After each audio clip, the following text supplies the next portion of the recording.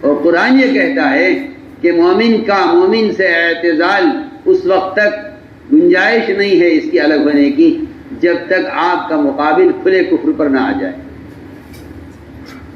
اور اگر آپ اصلاح کے ارادے سے ایسا کر رہے ہیں تو قرآن کہتا ہے کہ آپ اصلاح کے ارادے میں جھوٹے ہیں، آپ مسلح نہیں. میری بات توجہ چاہتی ہوں، میں دل سے ایک بات کہہ رہا ہوں. مجھے یہ بات یہ کہنی پڑ رہی ہے کہ ملک ہو یا بیرون ملک، لوگ اصول کے لیے آپس میں لڑتے ہیں. حالانکہ مسلمان کا مسلمان سے لڑنا حرام ہے، اگرچہ وہ اصول کے لیے کیوں نہ ہو. اور اگر یہ کہتا ہے کہ ہم تو اصلاح کے لیے کر رہے ہیں تو قرآن کہتا ہے جھوٹ بولتے ہیں. اگر یہ اصلاح چاہتے تو یہ ان سے الگ نہ ہوتے. اور میں عرض کر چکا ہوں، بار بار کہہ رہا ہوں کہ الگ ہونے کے لیے شرط یہ ہے، الگ ہونے کے لیے شرط یہ ہے کہ جن کی آپ اصلاح کر رہے ہیں یا جن سے آپ کی اصول کی لڑائی چل رہی ہے، شرط یہ ہے کہ وہ اجتماعی طور پر اللہ کا انکار کریں، اجتماعی طور پر اللہ کے فرائض اور اسلام کا انکار کریں، تب آپ ان سے الگ ہو سکتے ہیں. اس سے پہلے شریعت نے کہیں اس کی اجازت اور گنجائش نہیں رکھی کہ آپ ان سے الگ ہو جائیں. آپ پڑھیے قرآن، میں کیا کہہ رہا، میری بات پر غور کرو. کیا یہ کام کرنے والوں کا مرض ہے کہ یہ کام کی اصلاح کے لیے اور بے اصولی کرنے والوں سے الگ ہو جاتے ہیں. تو اس کی شریعت نے کوئی گنجائش نہیں دی. وہ قرآن یہ کہتا ہے کہ اگر تم اس دین کی اصلاح کے ارادے سے لڑ رہے ہو تو تم مفسد ہو، تم مسلح نہیں. اب وہ تو کریں گے کیا کریں. اگر کوئی شخص مشورہ چھوڑ دیتا ہے، کوئی شخص اجتماعی عمل کو چھوڑ دیتا ہے، کوئی کہتا ہے نہیں جی ہم 10 آدمی الگ ہو کر کام کریں گے، تو میں کہتا ہوں کہ اگر ان کا تصور، ان کا ارادہ کام کی اصلاح کے لیے مسلمان سے جدا ہونے کا ہے تو قرآن کہتا ہے کہ جو اختلاف پیدا کرے گا وہ مصلح نہیں بلکہ مفسد ہوگا. اور قرآن کہتا ہے کہ یہ جھوٹے ہیں، اللہ ان کے جھوٹ پر گواہ ہے. اللہ ان کے جھوٹ پر سیدھی باتیں، اللہ ان کے جھوٹ پر گواہ ہے.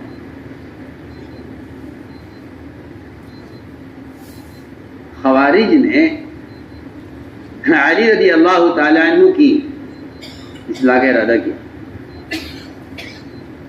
اور ان پر اعتراضات کو کفر تک پہنچا دیا. جی ہاں، سب سے پہلے اسلام لانے والے بچوں میں اور سب سے پہلے کافر قرار دیے جانے والے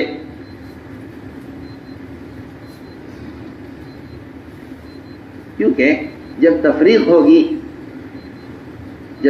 ہوگی تو بھائی یہ تفریق مسلمان کی تکفیر پر آمادہ کرے گی.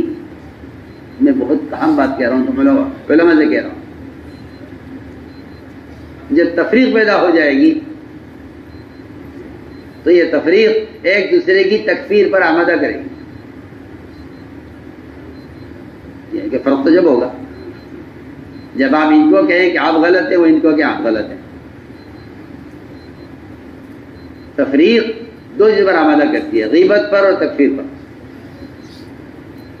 کیونکہ اگر ایک دوسرے کا انکار نہیں کریں گے تو افتراق باقی نہیں رہے گا. اس افتراق کو باقی رکھنے کے لیے ایک دوسرے کی تکفیر پر آدمی آمادہ ہو جاتا ہے.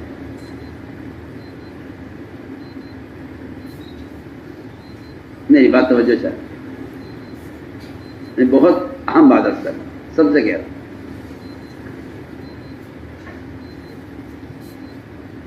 کسی بے اصولی کرنے والے سے، اللہ اکبر، کسی بے اصولی کرنے والے سے قطع تعلق کرنا، اس کی شریعت نے کہیں گنجائش نہیں رکھی، کہیں بھی نہیں کہ ان سے قطع تعلق کرو کہ انہوں نے بے اصولی کی، اس کی کوئی گنجائش نہیں. اگر محمد صلی اللہ علیہ وسلم کا کسی فرد سے قطع تعلق کرنا ہوا ہے تو وہ صرف اور صرف اس سے محبت کے بقدر ہوا ہے. ہمارے یہاں قطع تعلق مسلمان سے نفرت کی بنیاد پر کرتا ہے. آپ صلی اللہ علیہ وسلم نے قطع تعلق کی بنیاد پر کیا ہے. آپ میری بات تک توجہ دیں، میں کیا کہہ رہا ہوں. ایسی محبت آپ کو صحابہ سے دی کہ آپ کا اعراض اور آپ کا رخ پھیر لینا کسی صحابی سے اس کی اصلاح کے لیے کافی ہو جاتا. آپ کے اعراض سے صحابہ اپنی غلطیاں یاد کر لیا کرتے تھے، مجھ سے کیا غلطی ہوگی. مجھے یاد کرنا ہے کہ اس زمانے میں مسلمان سے لڑ رہا ہے. میں کیا بتاؤں، زمانہ کفر میں وہ جھگڑے کفار اور صحابہ کے درمیان نہیں تھے جو جھگڑے زمانے مسلمان کے درمیان میں. سب آپ سے صاف کہتا ہوں، وہ دوریاں جس زمانے کے مسلمان کے درمیان میں، وہ دوریاں بھی دور کفر میں صحابہ کے کفار کے درمیان نہیں تھی. میرے پاس اس کے دلائل ہیں. عورتیں تک یہ کہا کرتی تھی آپس میں کہ ارے آؤ بیٹھو، یہ تو مردوں کی لڑائی ہے جو بات ہو رہی ہے کفر اسلام کی. عورتیں کہتی. اور یہ روایت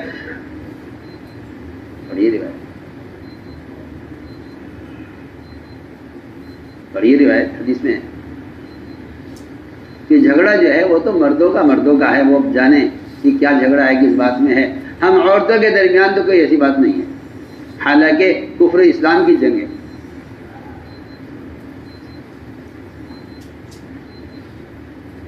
میں نے عرض کیا کہ یہ اجتماعیت کیوں ٹوٹی ہے. اس اجتماعیت کے ٹوٹنے کا جو اصل سبب ہے وہ شیطان کا دلوں میں یہ وسوسہ پیدا کرنا ہے کہ آپ حق پر ہیں، آپ کا مقابل باطل پر ہے. آپ حق پر ہیں، آپ کا مقابل باطل.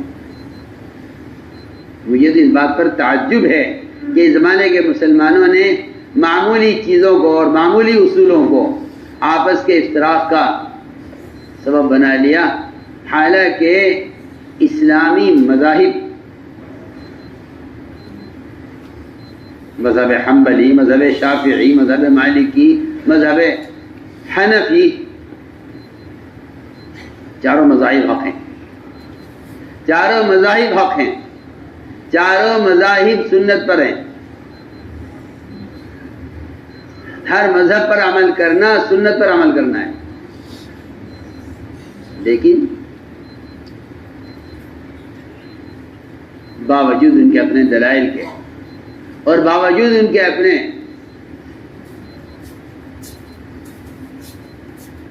طریقے کے ہمیں یہ ملتا ہے.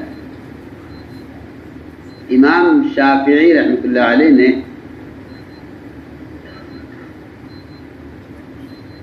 امام ابو حنیفہ رحمۃ اللہ علیہ کی قبر پر زیارت کی، تشریف لے گئے. وہاں نماز کا وقت ہو گیا. وہاں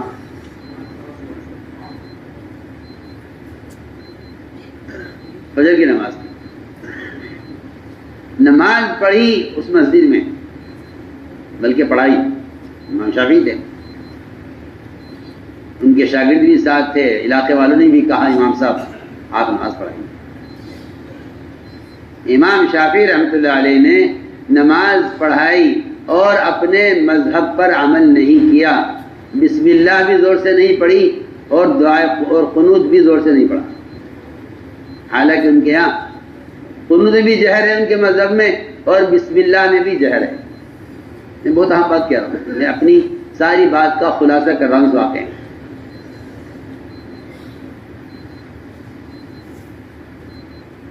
غور سے سنیے، نہ بسم اللہ زور سے پڑھی اور نہ قنوت. دونوں کاموں میں اپنے مذہب کے خلاف امام ابو حنیفہ کے مذہب پر عمل کیا. جب نماز ہو گئی تو امام شافعی کے مذہب والوں نے اور ان کے طریقے والوں نے اعتراض کیا. امام صاحب نے کیا کیا؟ آپ نے بسم اللہ بھی زور سے نہیں پڑھی اور آپ نے قرات بھی جو ہے قنوت بھی زور سے نہیں کیا. امام شافعی نے فرمایا کہ مجھے شرم آئی اس قبر والے کی. آپ سوچیے تو صحیح، غور تو کریں نہیں کیا کہہ رہا ہوں. وہاں تو یعنی مذہب، جبکہ آپ کہتے ہیں کہ نہیں، ہر آدمی اپنے امام کے مذہب پر عمل کرے. یہ بغیر قلادے کے پھرنا یہ تو کوئی چیز نہیں ہے. تقلید تو لازم ہے، تقلید تو بغیر قلادے کے پھرنا تو جانور ہوتا ہے.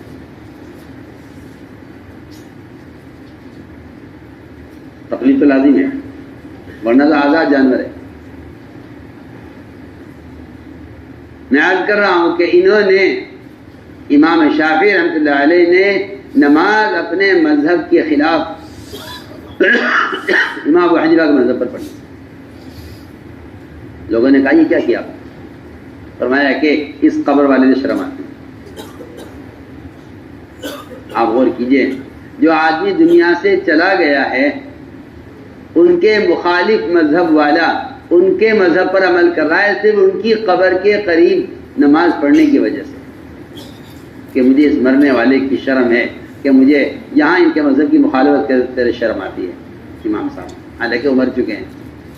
آپ سوچیے اسی میں کیا کہہ رہا ہوں.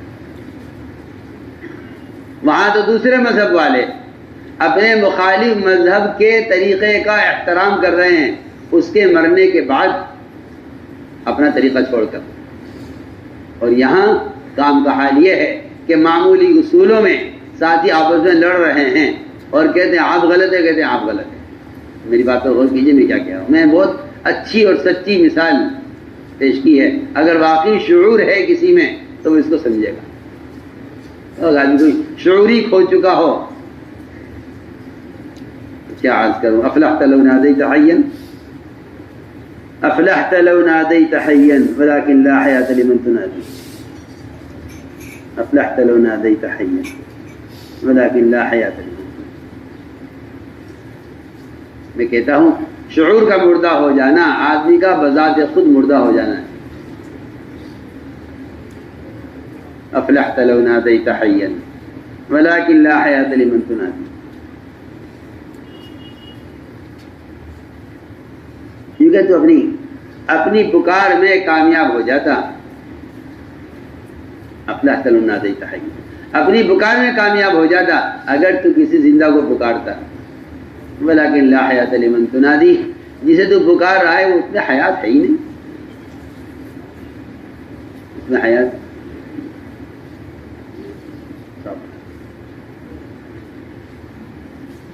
بہت اہم بات آپ سے عرض کرتے ہیں. اسلام نے امت کی اجتماعیت کے پیش نظر جو وسعتیں رکھی تھیں، مسلمانوں کے تعصب نے ان وسعتوں کو ختم کیا ہے. میری بات توجہ چاہیے، میں آپ سب سے اہم بات کہہ رہا ہوں. اسلام نے مسلمانوں کی اجتماعیت کے پیش نظر جو وسعتیں رکھی تھی، مسلمانوں کے تعصب نے ان وسعتوں کو ختم کیا ہے. ہر ایک سے لڑ رہا ہے اصول پر. اور میں آپ سے کہنا چاہتا ہوں کہ بے اصولی پر لڑنا سب سے زیادہ بڑی بے اصولی ہے. آخر ہم تو کام ٹھیک کرنا چاہتے ہیں، اسی لڑ رہے ہیں. ایک صاحب نے آ کر حضرت سے کہا کہ جی دعا کر دیجئے، میں حالات کو ٹھیک کرنے کے لیے الیکشن لڑنے جا رہا ہوں. دنگا فساد بہت ہے، اس لیے میں نے ارادہ کیا ہے الیکشن لڑنے کا. آپ میری کامیابی کے لیے دعا کر دیجئے، اگر میں اس الیکشن لڑنے میں کامیاب ہو گیا تو حالات ٹھیک ہو جائیں گے. حضرت نے فرمایا جب تمہارا ارادہ پہلے لڑنے کا ہے تو تمہارے سے اصلاح کیسے ہو جائے گی؟ تمہارا ارادہ پہلے لڑنے کا. دیکھیے پوری دنیا میں چلے جائے، آپ امریکہ، یورپ، ہندوستان، پاکستان، جہاں چاہے چلے جاؤ، ایک میئر بھی یہ کہتا ہے کہ جی میں لڑنے جا رہا ہوں الیکشن. ارے بھائی تیرا ارادہ پہلے لڑنے کا ہے تو تجھ سے کس اصلاح کی، کس خیر کی امید کی جا سکتی؟ صاف صاف سیاسی لوگ لڑتے ہیں اپنے عہدوں کے لیے اور کام کرنے والے لڑتے ہیں. میں سمجھتا ہوں کہ اگر یہ اصلاح کے لیے لڑتے تو اصلاح کے لیے نہ لڑتے. اگر یہ اصلاح کے لیے لڑتے تو نہ لڑتے. ان کا ارادہ اصلاح کا نہیں. لڑنے والا کبھی اصلاح نہیں چاہتا. اور میں آپ سے کہہ چکا ہوں یہ بات کہ لڑنے کی گنجائش صرف باطل سے لڑنے کی گنجائش ہے, مسلمان سے لڑنے کی کہیں شریعت میں گنجائش نہیں. بالکل نہیں.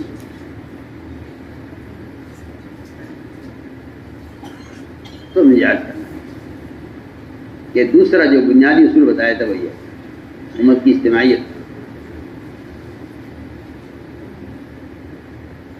کہ آپ صلی اللہ علیہ وسلم کو حکم ہے کہ ہم نے آپ کو ان پر دروغہ نہیں بنایا کہ آپ ڈنڈا لے کے ان کی اصلاح کریں. پر اس کی حیثیت رہ گئی. کون ہے دنیا میں ایسا جو ڈنڈا لے کر اصلاح کرے اپنے ساتھیوں کی یا لوگوں کی؟ ایک ثابت کر دے کوئی. اگر محمد صلی اللہ علیہ وسلم کے بارے میں کہہ دیا گیا ہے تو آپ کے بعد کون سی ایسی شخصیت ہے جو اپنے آپ کو اس کا مجاز اور اس کا حقدار سمجھتی ہو؟ ذرا غور کیجیے میں کیا کیا کہ اصلاح کریں گے. حدیث میں آتا ہے کہ اس کو دوسرے کی آنکھ کا بال نظر آتا ہے اور اپنی آنکھ کا شہتیر اس کو محسوس نہیں ہوتا. دوسرے کی آنکھ کا بال نظر آتا ہے, یہ فلاں کی آنکھ میں بال ہے. اپنی آنکھ میں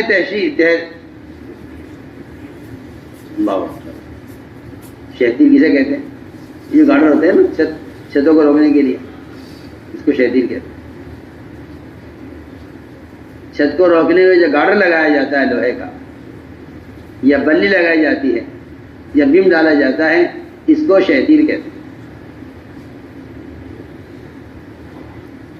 حدیث میں کیا عجیب بات ہے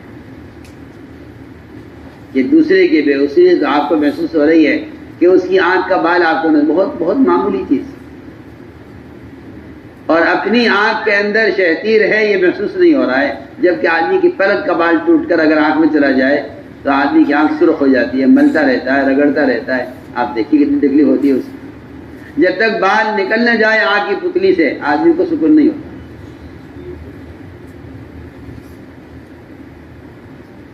مجھے اس بات سے سخت اختلاف ہے اور دکھ ہے اس بات سے کہ لوگ آپس میں لڑ رہے ہیں ایک دوسرے کی اصلاح. اور میں کیا بتاؤں حضرت کی باتیں آپ کو. فرماتے تھے جو آدمی اس کام کی اصلاح کا ارادہ کرے گا وہ اس کام کے دائرے سے باہر نکل جائے گا.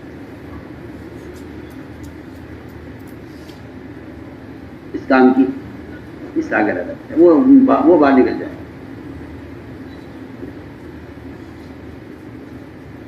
تو میرے بزرگوں دوستوں آپ غور کیجیے سیرت پر کہ آپ صلی اللہ علیہ وسلم کا بے وصولی کرنے والوں کے ساتھ معاملہ کیا ہوا.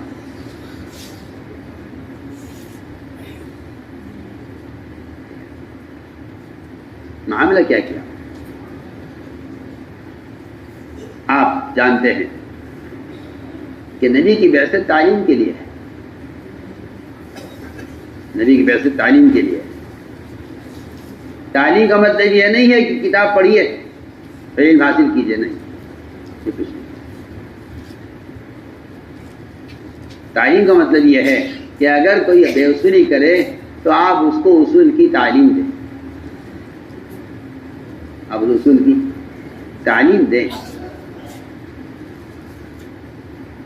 دو مثالیں ہیں, ایک پیشاب کرنے والے کی مسجد میں اور ایک مسجد میں نماز پڑھنے والے کی. دونوں چوک گئے, دونوں سے غلطی ہوئی. پیشاب کرنے والے سے بھی غلطی ہوئی اور نماز پڑھنے والے سے بھی غلطی ہوئی. لیکن آپ کے طرز تعلیم نے ہمیں یہ بتایا ہے کہ قیامت تک بھی اگر کسی مسجد میں ایسا ہو تو آپ کو چاہیے کہ آپ اس کو صحیح طریقے کی تعلیم دیں. آپ کی مسجد میں گاندھی نے پیشاب کیا,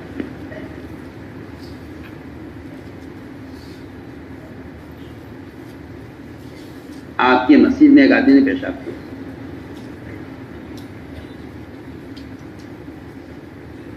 صحابہ دوڑے پیشاب روکنے کے لیے کہ یہ پیشاب نہ کرے، اور ظاہر بات ہے کہ پیشاب پورا کرے گا تو گندگی زیادہ ہوگی. اس نے شروع کیا ہی تھا پیشاب کرنا، صحابہ نے روکنا چاہا. فرمایا اس کو چھوڑ دو اور اس کا پیشاب بند مت کرو، پیشاب کرنے دو. اس نے پیشاب مسجد میں پورا کیا. آپ سوچئے کہ اس زمانے کی حالانکہ کچی مسجد ہے، پیشاب کرے گا بھی تو پیشاب بہے گا نہیں، مٹی میں جذب ہو جائے گا. لیکن آپ نے صحابہ سے فرمایا اس کو پیشاب پورا کرنا.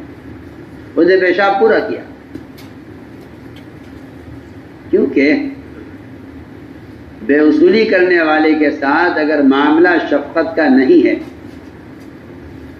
تو آپ اس کو تعلیم دے ہی نہیں سکتے.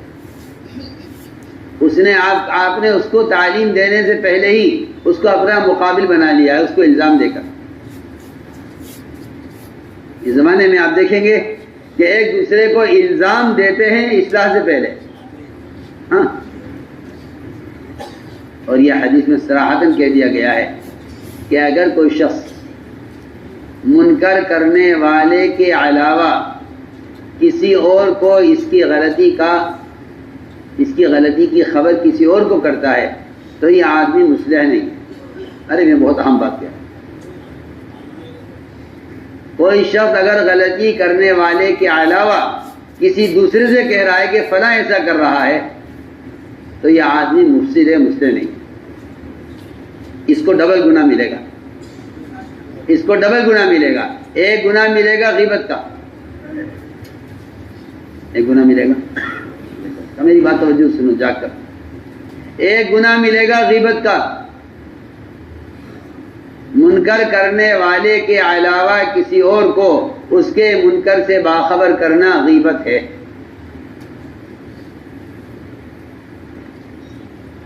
ایک گناہ تو غیبت کا مل گیا اصلاح کرنے والوں کو. دوسری بات یہ ہے کہ قرآن حدیث سے بات خوب واضح ہے کہ آدمی اگر غلطی کرنے والے کے علاوہ کسی اور کو جا کر اطلاع کرتا ہے تو یہ آدمی مفسد ہے، مصلح نہیں ہے. اگر اصلاح چاہتا تو یہ غلطی کرنے والے سے کہتا، اصلاح چاہتے تو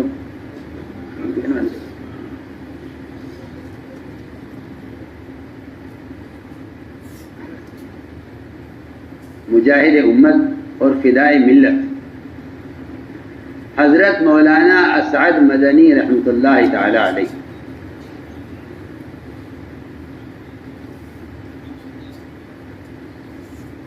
امیر الہند مولانا اسعد مدنی کے بڑے بھائی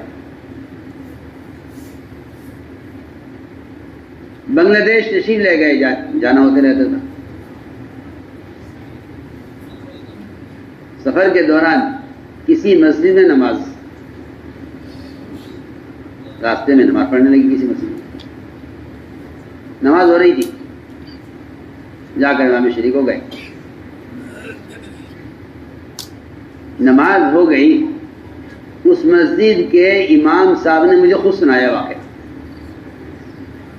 یعنی کہ مجھ سے نماز میں مجھ سے کوئی قرات میں غلطی ہو گئی، اور غلطی بھی ایسی نہیں جو مفسد صلاۃ ہو. مفسد ایسی غلطی بس کہ ایک جگہ ذرا غنہ کر دیا، حالانکہ وہاں غنہ کرنا نہیں تھا. کوئی ایسی غلطی نہیں جو مفسد صلاۃ ہے. لیکن نماز کے بعد حضرت نے مجھ سے کہا کہ مجھے آپ سے تنہائی میں کچھ کہنا ہے.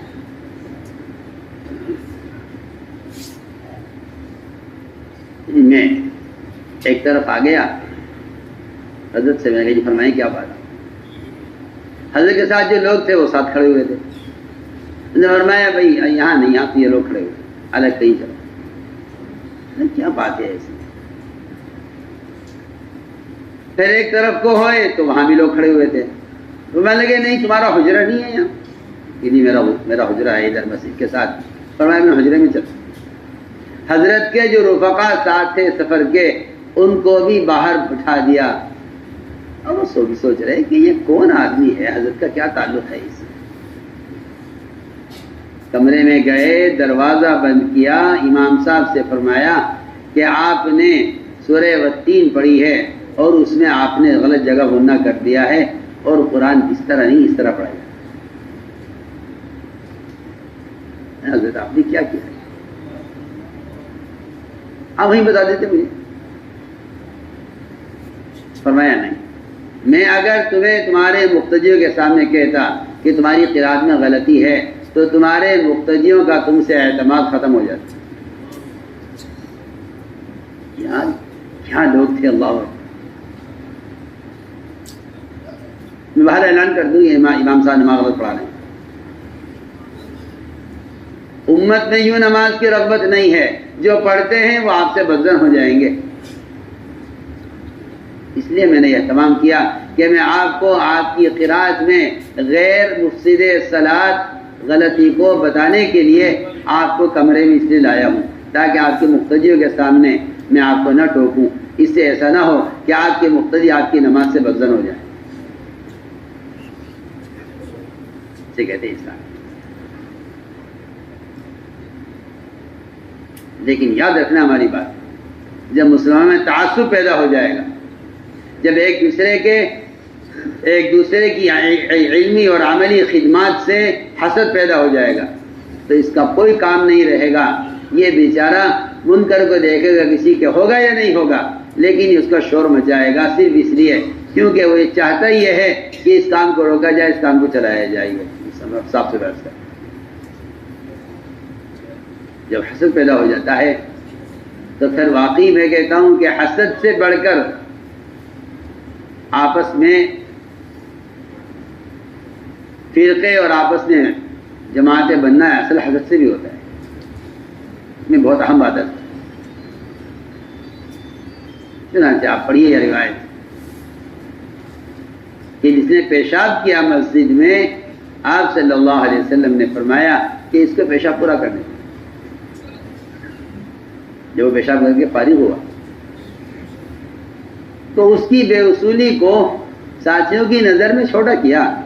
یہ نہیں کہ مدینے میں شور ہوتا کہ فلاں نے مسجد میں پیشاب کیا, بلکہ اس کی بے اصولی کو چھوٹا کیا. اور یہ فرمایا صحابہ سے کہ کیا بات ہے پیشاب کیا مسجد میں, ایک ڈول پانی کا بہا دو, اسی پاک ہو جائے گی. ایک ڈول پانی کا بہا دو یہاں بس. کیوں؟ آپ نے یہ عمل صرف اس لیے کیا ہے کہ ایک مسلمان کا کیا مقام ہے اللہ کے نزدیک. ایک مسلمان کا درجہ بتلانے کے لیے مسجد کے ناپاک ہونے کو معمولی بنایا, اور ایک مسلمان کے پیشاب روکنے کی تکلیف کو غیر معمولی بنایا. سوچیے,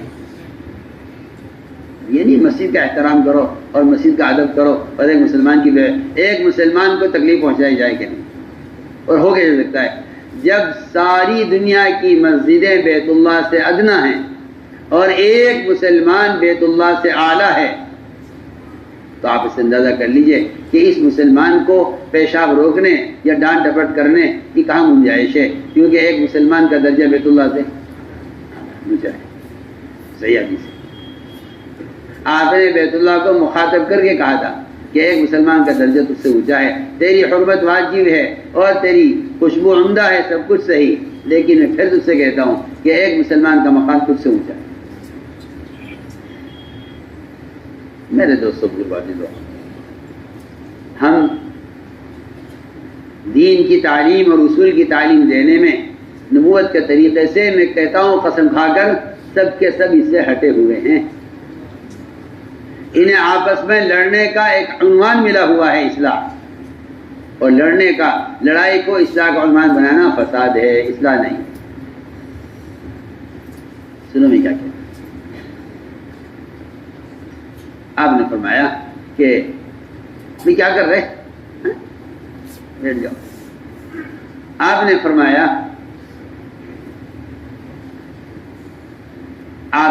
ان صحابی سے بلا کر سمجھایا، فرمایا مسجدیں تو ذکر و تلاوت کے لیے، عبادت کے لیے ہیں، مسجدیں پیشاب خانے کے لیے نہیں، بس اس سے زیادہ کچھ ثابت نہیں ہے روایت سے۔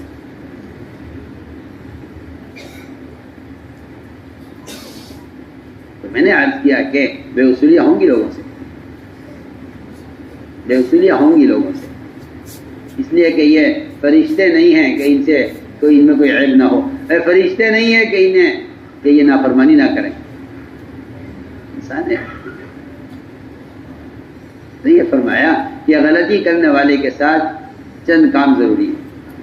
پہلا معاملہ شفقت کا، جو آپ نے کیا۔ دوسرا معاملہ اس کی غلطی کو چھوٹا بنانے کا، فرمایا پانی کا ڈول باہر ہے، اسی پاک ہو جائے گا۔ تیسرا کام یہ کیا کہ اس کو بلا کر سمجھایا، اس کو بلا کر کہ مسجد پیشاب پخانے کی جگہ نہیں۔ اس لیے میں نے عرض کیا کہ کام کے جو اصول ہیں ان اصول کے لیے لڑنا تو سب سے بڑی بے اصولی ہے۔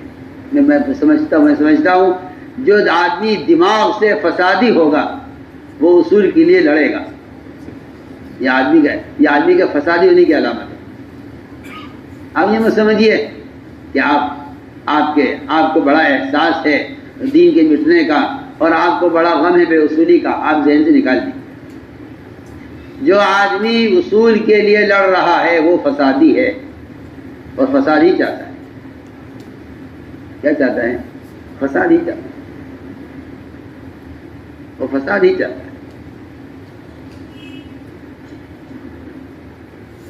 اس لیے میرے بزرگ دوستوں عزیزوں، یہ حکم ہے نبی کو اور یہ حکم ہے آپ کی امت کو کہ آپ غلطی کرنے والوں سے درگزر کیجیے،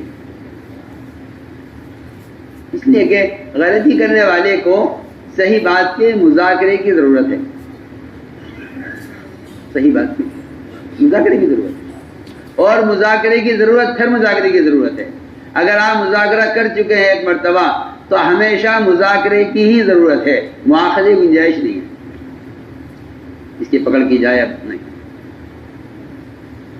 تو بہت اہم بات کہہ رہا ہوں، مذاکرے کی ضرورت، بس آپ صحیح بات بتلاتے رہیے، ادب کرتے رہیے، بتلاتے رہیے، ادب کرتے رہیے۔ اگر اس کے مقدر میں تربیت ہے تو مربی اللہ کی ذات ہے، آپ مربی نہیں ہیں، آپ مذکر ہیں، مربی نہیں۔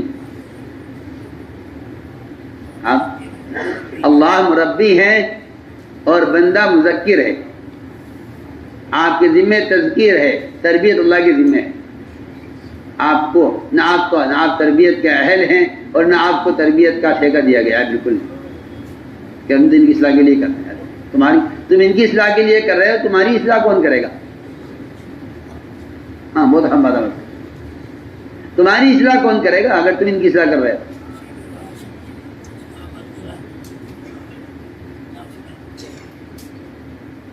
اس لیے فرمایا کہ آپ ان سے درگزر کیجیے اور آپ ان کا مواخذہ مت کیجیے، ان کا مواخذہ مذاکرہ کیجیے، مواخذہ نہیں، مذاکرہ کیجیے، مواخذہ مت کیجیے۔ اس لیے تذکیر کا حکم ہے، تذکیر کا حکم ہے، اور آپ صاحب کہہ دیا کہ آپ ان پر داروغہ نہیں ہیں کہ آپ ان کی اصلاح کے لیے اصلاح کے لیے ڈنڈا اٹھائیں نہیں۔ اس لیے فرمایا کہ غلطی کرنے والوں کے لیے آپ پہلا حکم یہ ہے فاعف عنہم۔ اگر فاعف عنہم پر عمل نہیں ہوا، آپ نے درگزر نہیں کیا، اگر آپ نے ان کی بے اصولی سے درگزر نہیں کیا تو آپ ان کو تعلیم نہیں دے سکتے، آپ ان کو تعلیم نہیں دے سکتے۔ ان کو تعلیم دینے کے لیے پہلی شرط یہ ہے کہ آپ اس سے درگزر کیجیے، آپ ان کے قریب ہوئیے۔ بہت اہم بات ہم کر رہے ہیں، لوگ الگ ہو کر اصلاح کرنا چاہتے ہیں، حالانکہ چاہیے کہ جو آدمی اصلاح کرنا چاہتا ہے، مولانا صاحب فرماتے تھے کہ جس کو تم بے اصولی کرتے ہوئے دیکھو اس کے اتنا قریب ہو جاؤ کہ تمہیں اس بات کا یقین ہو جائے کہ یہ آپ کی بات کا انکار نہیں کرے گا، قبول کر لے گا۔ کہا کہ اس کی مالی خدمت اور اس کی جانی خدمت، اس پر تم اتنے احسانات کر دو کہ تمہیں اس بات کا یقین ہو جائے کہ اب اس کا مجھ سے تعلق اتنا ہو گیا ہے کہ یہ میری بات کا انکار نہیں کرے گا۔ اس کی غلطی کی اصلاح جب کرو جب تمہارا تعلق اس سے اپنوں سے زیادہ ہو جائے۔ یہ اس کا اصول ہوتا ہے۔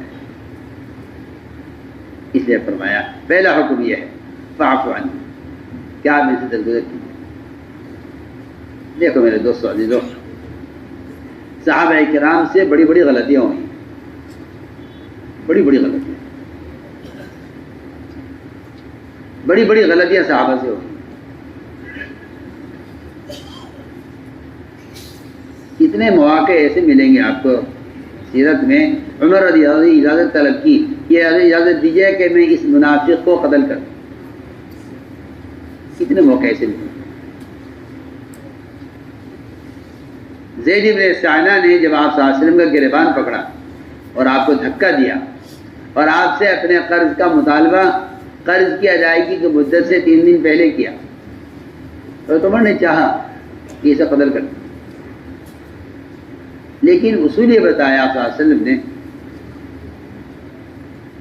کہ ایک تو اس زمانے کی گندی سیاست کا اصول ہے کہ اپنے حمایتی کا ساتھ دو اور اپنے مقابل سے مقابلہ کرو۔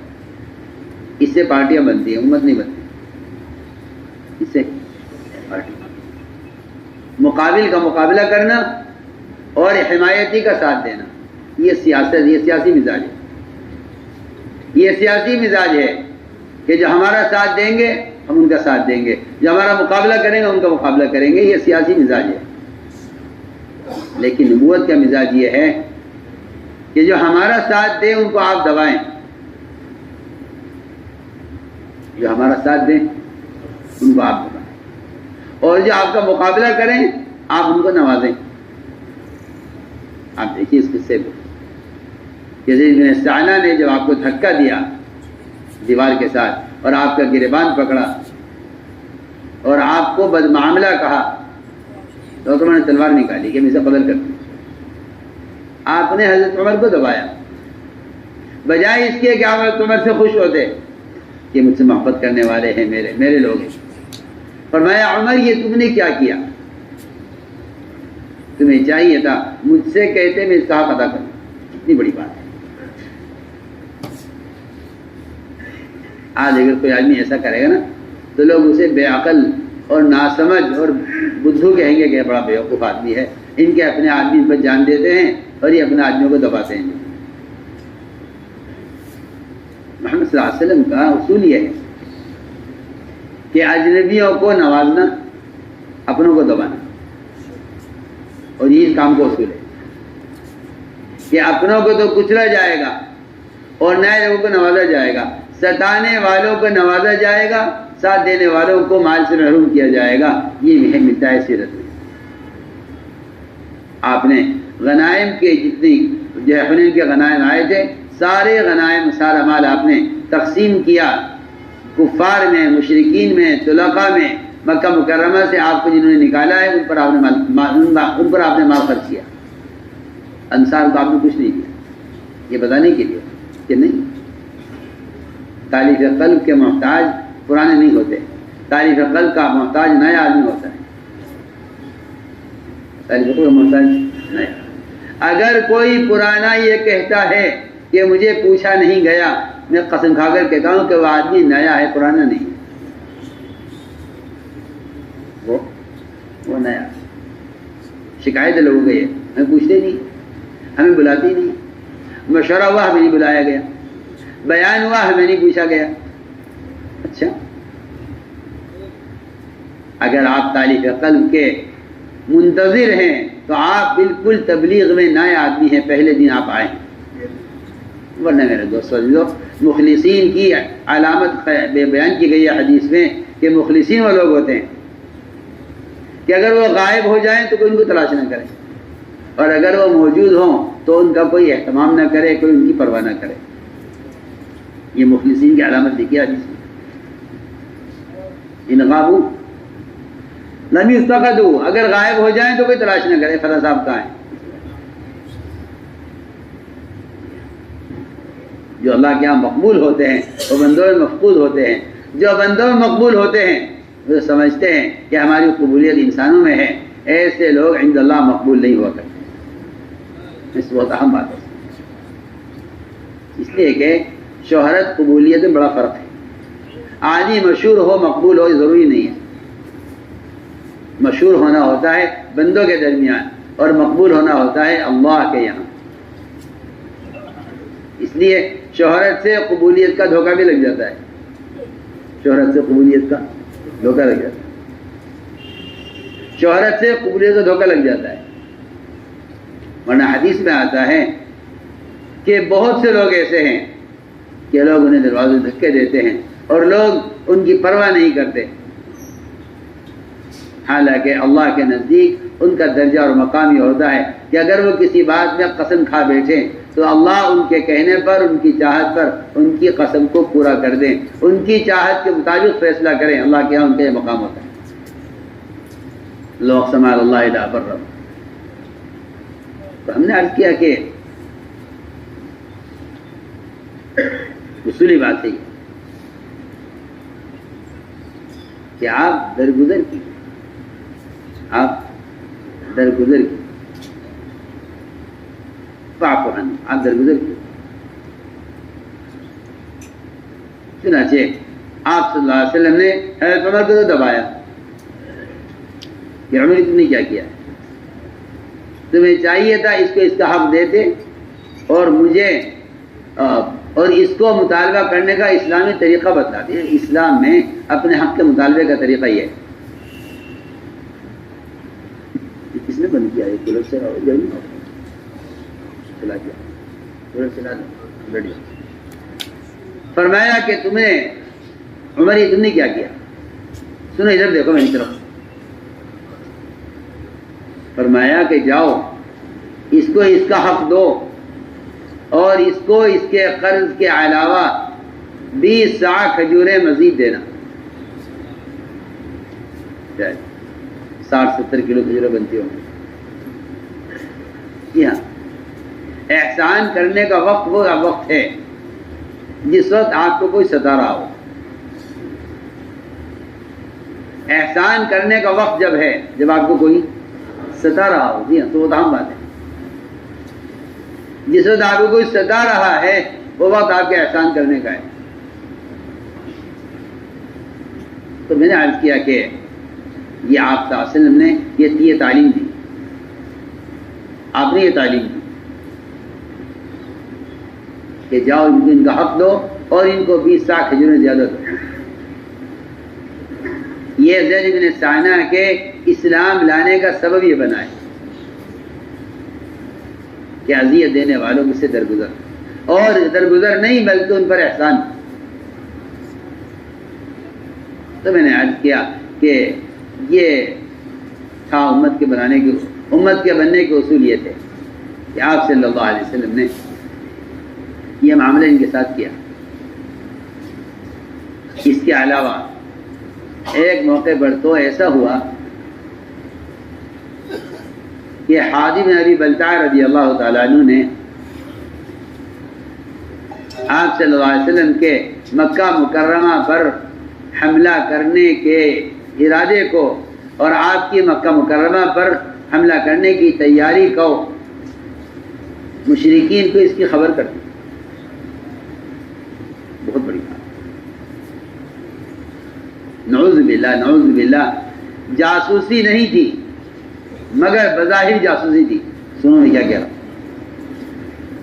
ایک مسلمان کافروں کو اطلاع کرے اس بات کی کہ مسلمان مکے پر حملے کی تیاری کر رہے ہیں. میں سمجھتا ہوں مجھے نہیں ملا کہ سیرت میں کوئی اس سے زیادہ بڑی غلطی. ہم تو بہت جلدی یہ فیصلہ کر لیتے ہیں کہ یہ جو فلاں صاحب ہے نا یہ ہماری جماعت کا آدمی نہیں. مجھے بہت اس بات پر دکھ ہے، بہت اس بات پر مجھے دکھ ہے کہ اختلاف جب پیدا ہو جاتا ہے تو پھر کسی کو بھی متہم کرنے کے لیے کوئی رکاوٹ باقی نہیں رہی. بہت اہم بات سمجھ کر جب اختلاف پیدا ہو جائے گا تو آپ جس کو چاہیں جب چاہیں متہم کریں کہ یہ ان کی پارٹی کا یہ ان کی پارٹی کا. صبح کو اس پارٹی میں ہوگا، شام کو اس پارٹی میں ہوگا، اس کی خود سمجھ نہیں آگے میں کیا کروں، کہاں جاؤں. آپ اپنی تنگ نظری اور آپ اپنی جو ہے کیا کہنا چاہیے عصبیت کی بیماری کی وجہ سے، عصبیت کی بیماری کی وجہ سے آپ ایک مسلمان کے بارے میں یہ کہیں گے کہ ہماری جماعت کا آدمی نہیں.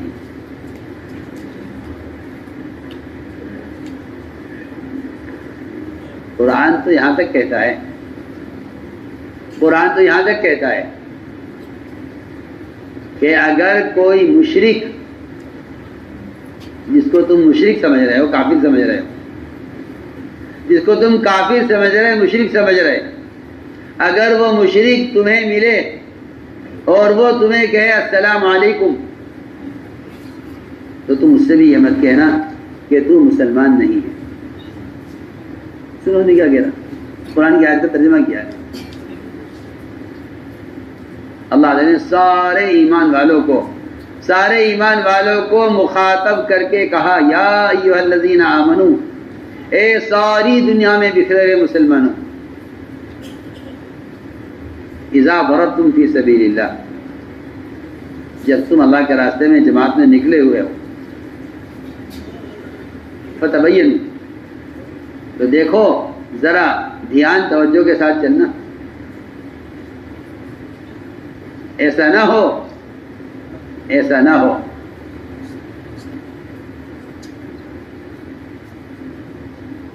کہ کوئی آدمی تم سے کہے السلام علیکم، تم جواب میں یہ کہہ دو کہ تم مومن نہیں ہے. اور یہ کس لیے کہ چھوٹا سا گلہ بکریوں کا ریوڑ اس کے ساتھ ہے اور آپ کو یہ خیال پیدا ہو گیا ہے کہ یہ اپنی بکریوں کی حفاظت کے لیے، تاکہ ہم حملہ کر کے اس کی بکریوں کو مال غنیمت نہ بنائیں، اس نے اپنی بکریوں کی حفاظت کے لیے سلام کیا ہے تاکہ یہ مسلمان سمجھ کر مجھے چھوڑ دیں. آپ میری بات پر توجہ دی، میں بہت اہم بات ہے. چنانچہ روایت میں ہے کہ جماعت ایک کام کر رہی تھی، انہوں نے دیکھا حضرت مقداد امیر تھے جماعت کے، انہوں نے دیکھا کہ ایک شخص بکریوں کا ریوڑ لے کر جا رہا ہے. انہیں خیال ہوا کہ یہ مشرک ہے اور یہ بکریوں کا ریوڑ اس کے پاس ہے، چلو اس پر حملہ کر کے اس کی بکریوں کو مال غنیمت بنایا جائے. بکریوں کو عجیب روایت، اس کی بکریوں کو مال غنیمت بنایا جائے، اس پر حملہ کر کے اس پر حملہ کیا. جب اس نے دیکھا ہم اس پری بکری پہ حملہ کر رہے ہیں تو اس نے کہا السلام علیکم. اس نے کہا، صحابہ کی جماعت نے کہا نہیں، یہ مشرک ہے اور یہ اپنی بکریوں کی حفاظت کے لیے سلام کر رہا ہے تاکہ مجھے مسلمان سمجھ کر چھوڑ دے. صاحب کہا صحابہ نے لست مومن، تم مومن نہیں. اس نے سلام کیا، انہوں نے سوچا سلام اس کا جھوٹا سلام ہے. اللہ نے فرمایا صرف چند بکریوں کے لیے تم ایک آدمی کو یہ کہہ دو کہ تم مومن نہیں ہے. آپ غور کریں کیا بات.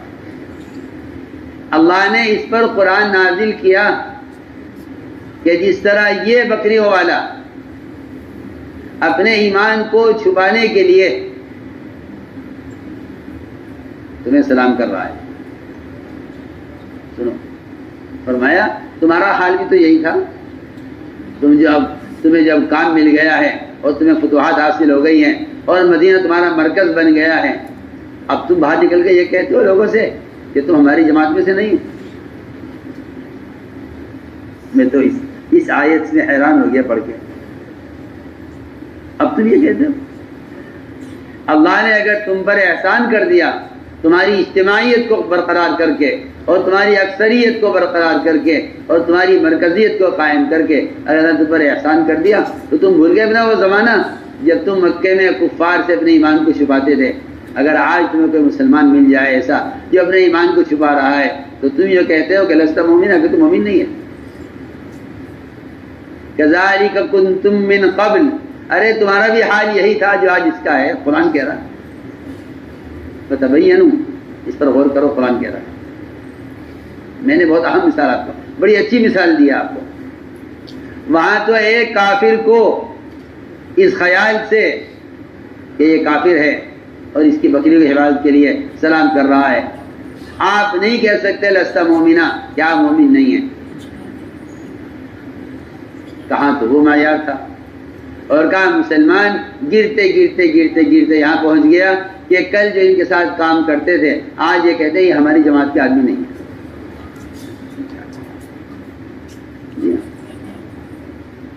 کل جو ان کے ساتھ کام کرتے تھے نا، آج کیا کہتے ہیں؟ یہ ہماری جماعت کے آدمی نہیں۔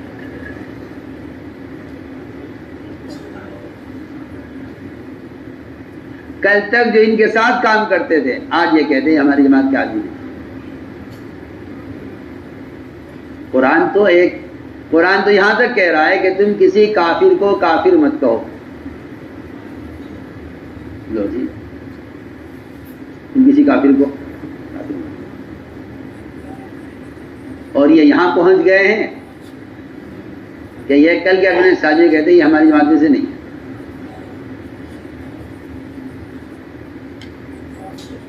تو میں ایک بات کہہ رہا تھا کہ یہ کام کو نقصان پہنچا رہے، وہ کام کو نقصان پہنچا رہے، وہ کام کو نقصان پہنچا رہے۔ تو کہتا ہوں یہ شیطان کا وسوسہ ہے کہ کام کو نقصان ہو رہا ہے، کوئی نقصان نہیں۔ حدیث میں آتا ہے اگر کوئی آدمی مسلمانوں کے حالات کو دیکھ کر یہ کہہ دے کہ لوگ ہلاک ہو رہے ہیں، حدیث کہتی ہے کہ کہنے والا سب سے زیادہ ہلاکت میں ہے۔ یہ حدیث من قال اہلک الناس فہو اہلکہم، سب سے زیادہ ہلاکت میں وہ شخص ہے جو کہتا ہے مسلمان ہلاک ہو رہے ہیں۔ چنانچہ روایت میں ہے کہ حاجی بلتع نے خط لکھا مکے والوں کہ محمد صلی اللہ علیہ وسلم تم پر حملے کی تیاری کر رہے ہیں۔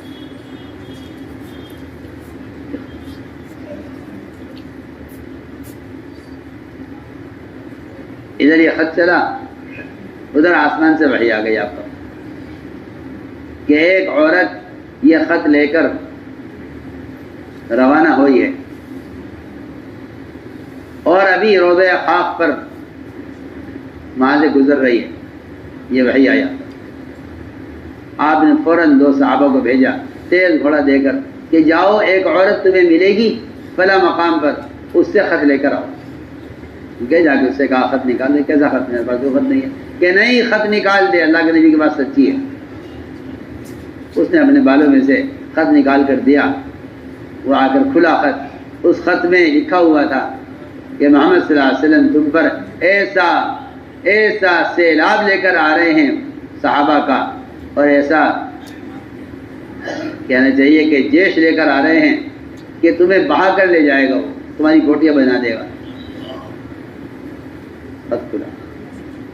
تمہارے حاتم یہ کیا ہے؟ حاتم نے عرض کیا کہ رسول اللہ میری بات سنو، اللہ کی مدد آپ کے ساتھ حق ہے۔ اگر سارے کفار کو بتا دیا جائے کہ ہم تیاری کریں تم پر حملے کی، اور وہ تیاری کر لیں آپ کے مقابلے میں، تب بھی اللہ آپ کو غالب کر کے رہے گا۔ آپ کی تو مدد حق ہے۔ حاتم تم نے ایسا کیوں کیا؟ اللہ میری کمزوری ہے، میری کمزوری۔ کیا بات ہے؟ کہ بات یہ ہے کہ میں نے کفار مکہ پر احسان کیا ہے، ان کو اس کی اطلاع کر کے، تاکہ وہ میرے اس احسان کے بدلے میں میرے بچوں کی حفاظت کر لیں۔ میرے بچوں کو وہاں کو دیکھنے والا نہیں۔ ایک آدمی اپنے اندر کے اعتبار سے کمزور ہے، اور اس سے کوئی بے اصولی اپنی طبیعت کی کمزوری کی وجہ سے ہو جاتی ہے، آپ کہتے نہیں یہ تو کفار سے ملا ہوا ہے، آپ کہتے نہیں یہ تو جاسوس ہے، آپ کہتے ہیں کہ نہیں یہ تو منافق ہے، آپ کہتے ہیں کہ نہیں یہ دشمن کا آدمی ہے، ہمارا آدمی نہیں ہے. آپ نے ان کے عذر کو قبول کیا. فرمایا عمر حاتم ٹھیک کہہ رہے ہیں. ایک آدمی آپ کے ساتھ رہتے ہوئے آپ کے دشمن، جس کی دشمنی اللہ نے بیان کی ہے قرآن میں، آپ کا آدمی آپ کے ساتھ رہ کر آپ کی تمام اندر کی خبریں دشمن کو پہنچا رہا ہے، اور آپ اس کا عذر قبول کر رہے ہیں. آپ اس کا عذر قبول کر رہے ہیں. فرمایا عمر حاتم ٹھیک کہہ رہا ہے. فرمایا اجازت دیجیے میں اسے قتل کر دوں. فرمایا کہ عمر تم اسے قتل کیسے کر سکتے ہو؟ یہ تو بدری صحابی ہیں جن کا نام ایک مرتبہ قربانی دینے والے میں لکھ دیا جاتا ہے، وہ نام وہاں سے کبھی ہٹتا نہیں، چاہے ان سے کتنی بڑی بے وصولی ہو جائے. میں یہ کہنا چاہتا ہوں. اور آپ بھی چاہتے ہیں کہ بے وصولی کرنے والوں کو نکال کر الگ کر دیا جائے تاکہ کام ٹھیک ہو جائے. فضول بات ہے.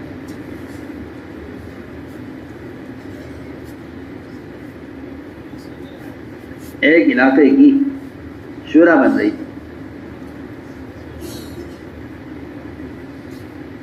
تو ہوتا نا اختلاف، یہ فلاں کو لو فلاں کو نہ لو، فلاں کو لو فلاں کو نہ لو. تو ان میں سے ایک صاحب کھڑے ہوئے مشورے میں، تھوڑا کہنے لگے کہ پہلے آپ یہ بتائیے کہ جن لوگوں کو شورا میں لینا ہے وہ کیسے ہونے چاہیے. وہ سوال کیا، ایک سامنے کھڑے ہو، پرانے ذمہ دار ساتھی تھے، میں نام نہیں لیتا. میں نے کہا پہلے آپ یہ بتائیے کہ جنہیں شورا میں لینا ہے وہ کیسے ہونے چاہیے. میں نے کہا پہلی شرط یہ ہے کہ وہ فرشتے ہونے چاہیے.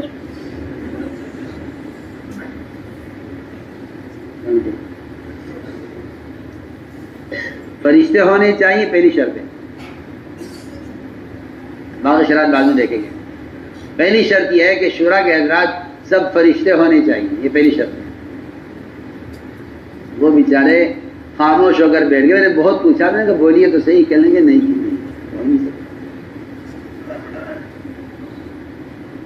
کیونکہ خیال یہ تھا کہ ایسا آدمی ہونا چاہیے جس کو کوئی عیب نہ ہو. میں نے کہا وہ تو فرشتے ہو سکتے ہیں، مخلوق میں فرشتے ہیں جو عیوب سے پاک ہیں. میں نے کہا اس کے علاوہ تو اور کوئی گنجائش نہیں. اگر آپ انسانوں میں سے مشورے میں لینا چاہتے ہیں تو ان میں عیوب ہوں گے، اور اگر آپ بغیر عیب والی شورا چاہتے ہیں تو بس فرشتے چن کر ان کے جو ہے ان کی شورا بنائی جائے تاکہ کام صحیح اصول پر ہو سکے. جی ہاں. تو وہ کہنے لگے صاحب کہ جی مجھے تو جواب مل گیا، آپ کہہ رہے ہیں کہ فرشتہ ہونا چاہیے. تو میں نے عرض کی ہے ایک بات، یہ اصولی بات ہے کہ شاستریوں سے غلطیاں ہوں گی، لیکن دو کام کرنے ہیں.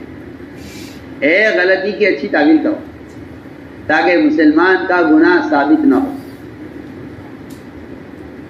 ایک غلطی کرنے والے کے عذر کو قبول کرو.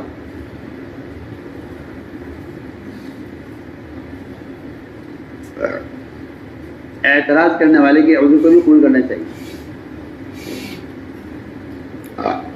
معترض کے عذر کو بھی قبول کرنا چاہیے، نہیں کہ معترض کو باہر نکال دو. وہ تو موسیٰ علیہ السلام نے یہ کہہ دیا تھا کہ اگر میں نے اس کے بعد سوال کیا تو بس پھر آپ کے درمیان جدائی ہو جائے گی. اگر یہ نہ کہتے، آپ نے فرمایا صحیح روایت میں آپ نے فرمایا اگر موسیٰ علیہ السلام صبر کرتے تو اور بھی عجائب دیکھتے. اگر صبر کرتے تو اور بھی عجائب دیکھتے.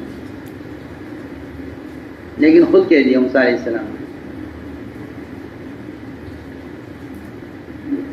انسان تو عائشہ عبادہ فلا تصاحبنی اگر میں نے اس کے بعد آپ پر اعتراض کیا تو آپ مجھے اپنے ساتھ مت رکھیے گا.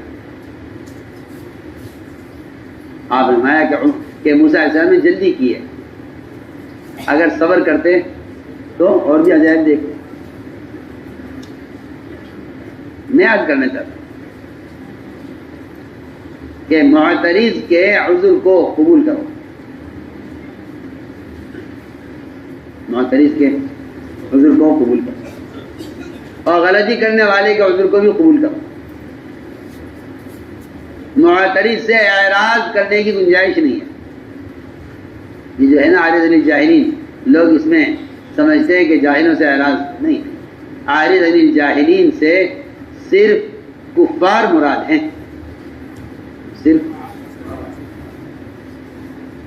صرف کفار مراد ہیں.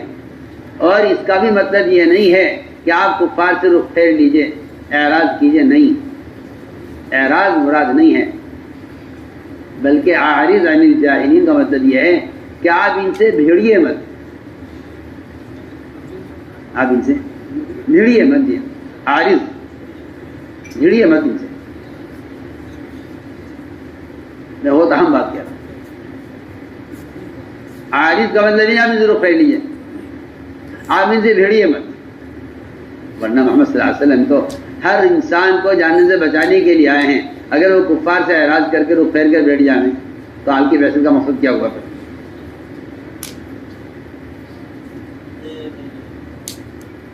پھر اس کا حکم ہے نا، وَلَا تُجَادِلُوا أَهْلَ الْكِتَابِ. آپ ان سے بھیڑیے مت، بحث نہ کیجیے، اپنی بات رکھیے ان کے سامنے اور بس. تو میں عرض کر رہا تھا ایک حکم یہ ہے کہ آپ غلطی کرنے والے کے عذر کو قبول کریں.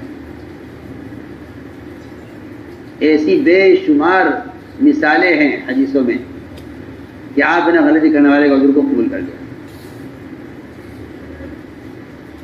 اس لیے کہ اگر آپ غلطی کرنے والے کے عذر کو قبول نہیں کریں گے تو آپ مجرم ہیں، آپ مجرم ہیں. اور غلطی کرنے والے کی غلطی کے اعتراف کے بعد اس کو معاف نہ کرنا یہ آدمی کے اندر تعصب کی علامت ہے. جب تعصب پیدا ہو جاتا ہے تو آدمی معاف کرنے کو اچھا نہیں سمجھتا. بلکہ میں عرض کرتا ہوں کہ تکبر ہمیشہ معاف کرنے سے روکتا ہے. معاف کرنے سے جی تکبر روکتا ہے کہ اگر ہم نے معاف کر دیا تو اس کا مطلب یہ ہے کہ ہم نیچے آ گئے. کیسی الٹی سوچے لوگ. معاف کرنے کا مطلب یہ سمجھتے ہیں کہ ہم نے اپنی غلطی مان لی.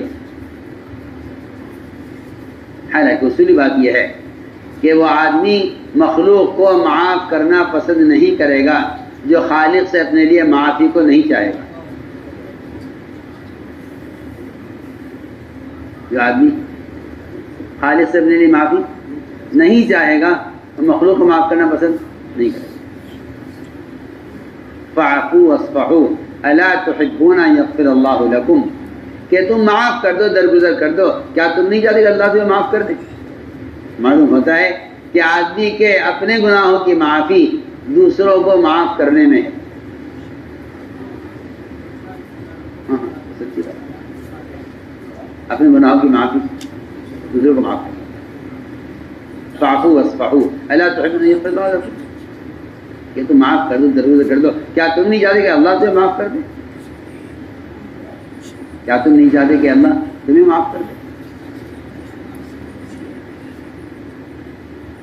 تو میں نے عرض کیا کہ غلطیاں ہوں گی ساتھیوں سے.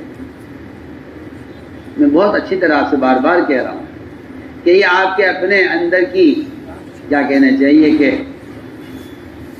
تنگ نظری، تنگ دلی ہے کہ آپ اصول کو لے کر لڑ رہے ہیں. اصول آپ کو اصول مقصود نہیں ہے، آپ کو لڑنا مقصود ہے. جو آدمی لڑنا چاہتا ہے وہ مقابل کے اندر عیوب تلاش اور لڑنے کی وجوہات تلاش کرتا ہے. جی لڑنے کی وجوہات تلاش کرتا ہے، لڑنے کی وجوہات تلاش کرتا ہے. اس لیے فرمایا کہ ایک پہلی بات تو یہ ہے کہ مسلمان کا گناہ ثابت نہ ہونے دو. انہوں نے ایسا کیا کہ نہیں، انہوں نے ایسا نہیں کیا. ماعز ملک اسلمی نے 4 مرتبہ اپنے بارے میں زنا کا اقرار کیا. چاروں مرتبہ آپ نے ان سے رخ پھیرا, فرمایا نہیں جاؤ تم نے زنا نہیں کیا. 4 مرتبہ کہا کہ میں نے زنا کیا. لیکن آپ اس کوشش میں ہیں کہ مسلمان کا گناہ ثابت نہ ہو. ہم اس کوشش میں رہتے ہیں کہ مسلمان کا گناہ ثابت ہو جائے. یہ بات جب پیدا ہوتی ہے, جب آدمی کے اندر عجب پیدا ہو جاتا ہے تو وہ دوسرے کو گناہ گار ثابت کرنا چاہتا ہے اپنی خود پسندی کے لیے اور اپنے آپ کو اس سے بہتر ثابت کرنے کے لیے. یہ ہے اصل وجہ. یہ ہے مسلمان کا گناہ ثابت کرنے کی کوشش وہ کرتا ہے جس کے اندر عجب پیدا ہو جاتا ہے, جس میں عجب پیدا ہو جاتا ہے کہ ہم ان سے بہتر جب ہو سکتے ہیں جب ان کو ہم اپنے سے بدتر ثابت کریں. اس لیے ایک دوسرے کی غلطیوں کو اچھالنا اور ایک دوسرے کے عیب کو بیان کرنا اس لیے ہوتا ہے تاکہ ہم کسی طرح ان سے بہتر ہو جائیں. اس لیے میرے بزرگ دوستو عزیزو, یہ میں نے عرض کیا تھا کہ یہ ہے آپس کی اجتماعیت کے اصول. یہ آپس کی اجتماعیت کے اصول. اللہ کی غیبی نصرتیں جو اترتی ہیں, میں شروع سے کہہ رہا ہوں کہ اس کے 2 سبب ہیں. ایک انفرادی دعوت اور دوسرا آپس کی اجتماعیت. آپس کی اجتماعیت کے لیے بتائے گئے تھے یہ کام کہ درگزر بھی کریں اور غلطی کرنے والے کی غلطی کی اچھی تعویل کریں. کیا کریں؟ اچھی تعویل کی جائے کہ نہیں مسلمان ایسا نہیں کر سکتے. چنانچہ آپ دیکھیں روایت میں ہے علی رضی اللہ عنہ کا چور لایا گیا, اس نے چوری کا اعتراف بھی کر لیا کہ جی میں نے اونٹ چرایا.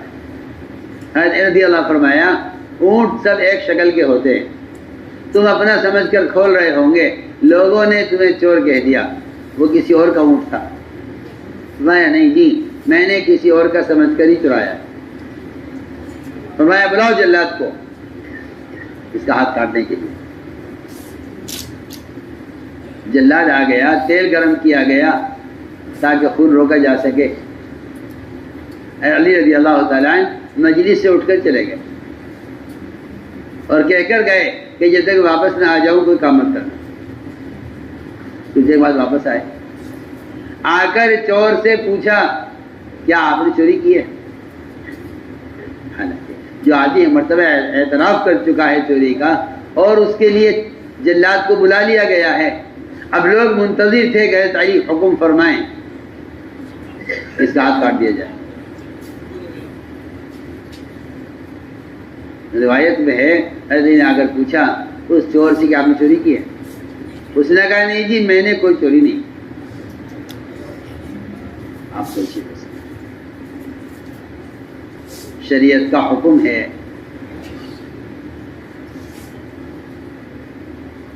اور وہ آدمی نے اعتراف کر لیا ہے چوری کا. اس نے کہا میں نے چوری نہیں کی ہے. اس کو چھوڑ دیا, جاؤ چھٹی تمہیں. لوگوں نے کہا ہم نے کیا کیا؟ اس نے اعتراف کیا, آپ نے جلاد کو بلا لیا, اس نے انکار کر دیا, آپ نے چھوڑ دیا, کیوں؟ حضرت نے فرمایا کہ میں نے اس کو پکڑا تھا اس کے اعتراف کی وجہ سے, اس کو چھوڑ دیا, اس کے انکار کی وجہ سے میں نے نہیں کیا. بات ختم ہو گئی. میں کہنا یہ چاہتا ہوں کہ ساتھی اس بات پر لڑتے ہیں جھگڑتے ہیں کہ نہیں آپ نے غلطی کی ہے, آپ نے غلطی کی ہے. وہ کہہ رہا ہے میں نے نہیں کیا ہے, آپ کہہ رہے ہیں نہیں آپ پہلے اعتراف کر چکے ہیں, اب آپ انکار کر رہے ہیں. کہ اب انکار کر رہا ہوں, قبول کر لو. حالانکہ اللہ کی حدود ہیں, یہ اللہ کی حدود ہے جنہیں قائم کرنا فرض ہے امام کے ذمہ. لیکن رائی فرما رہے کہ جاؤ تمہاری چھٹی, کیونکہ تم انکار کر رہے ہو چوری کا, ہم نے تمہیں پکڑا تھا اعتراف پر, ہم چھوڑ رہے ہیں تمہیں انکار پر. میرے دوستو عزیزو, یہ داعی کا مزاج تھا, یہ داعی کا مزاج تھا, اب ختم ہو گئی. یہ داعی کا مزاج تھا کہ سب سے پہلے اس کے دل میں وسعت پیدا کی گئی تھی کیونکہ تنگ دلی سے فرقے بنتے ہیں، امت نہیں بنتی، تنگ دلی سے فرقے صاف کتاب، فرقہ بنے گا، فرقے کا فرقہ بنے گا، جماعت بنے گی، جماعت کی جماعتیں بنیں گی، صرف مسلمان کی تنگ دلی کے۔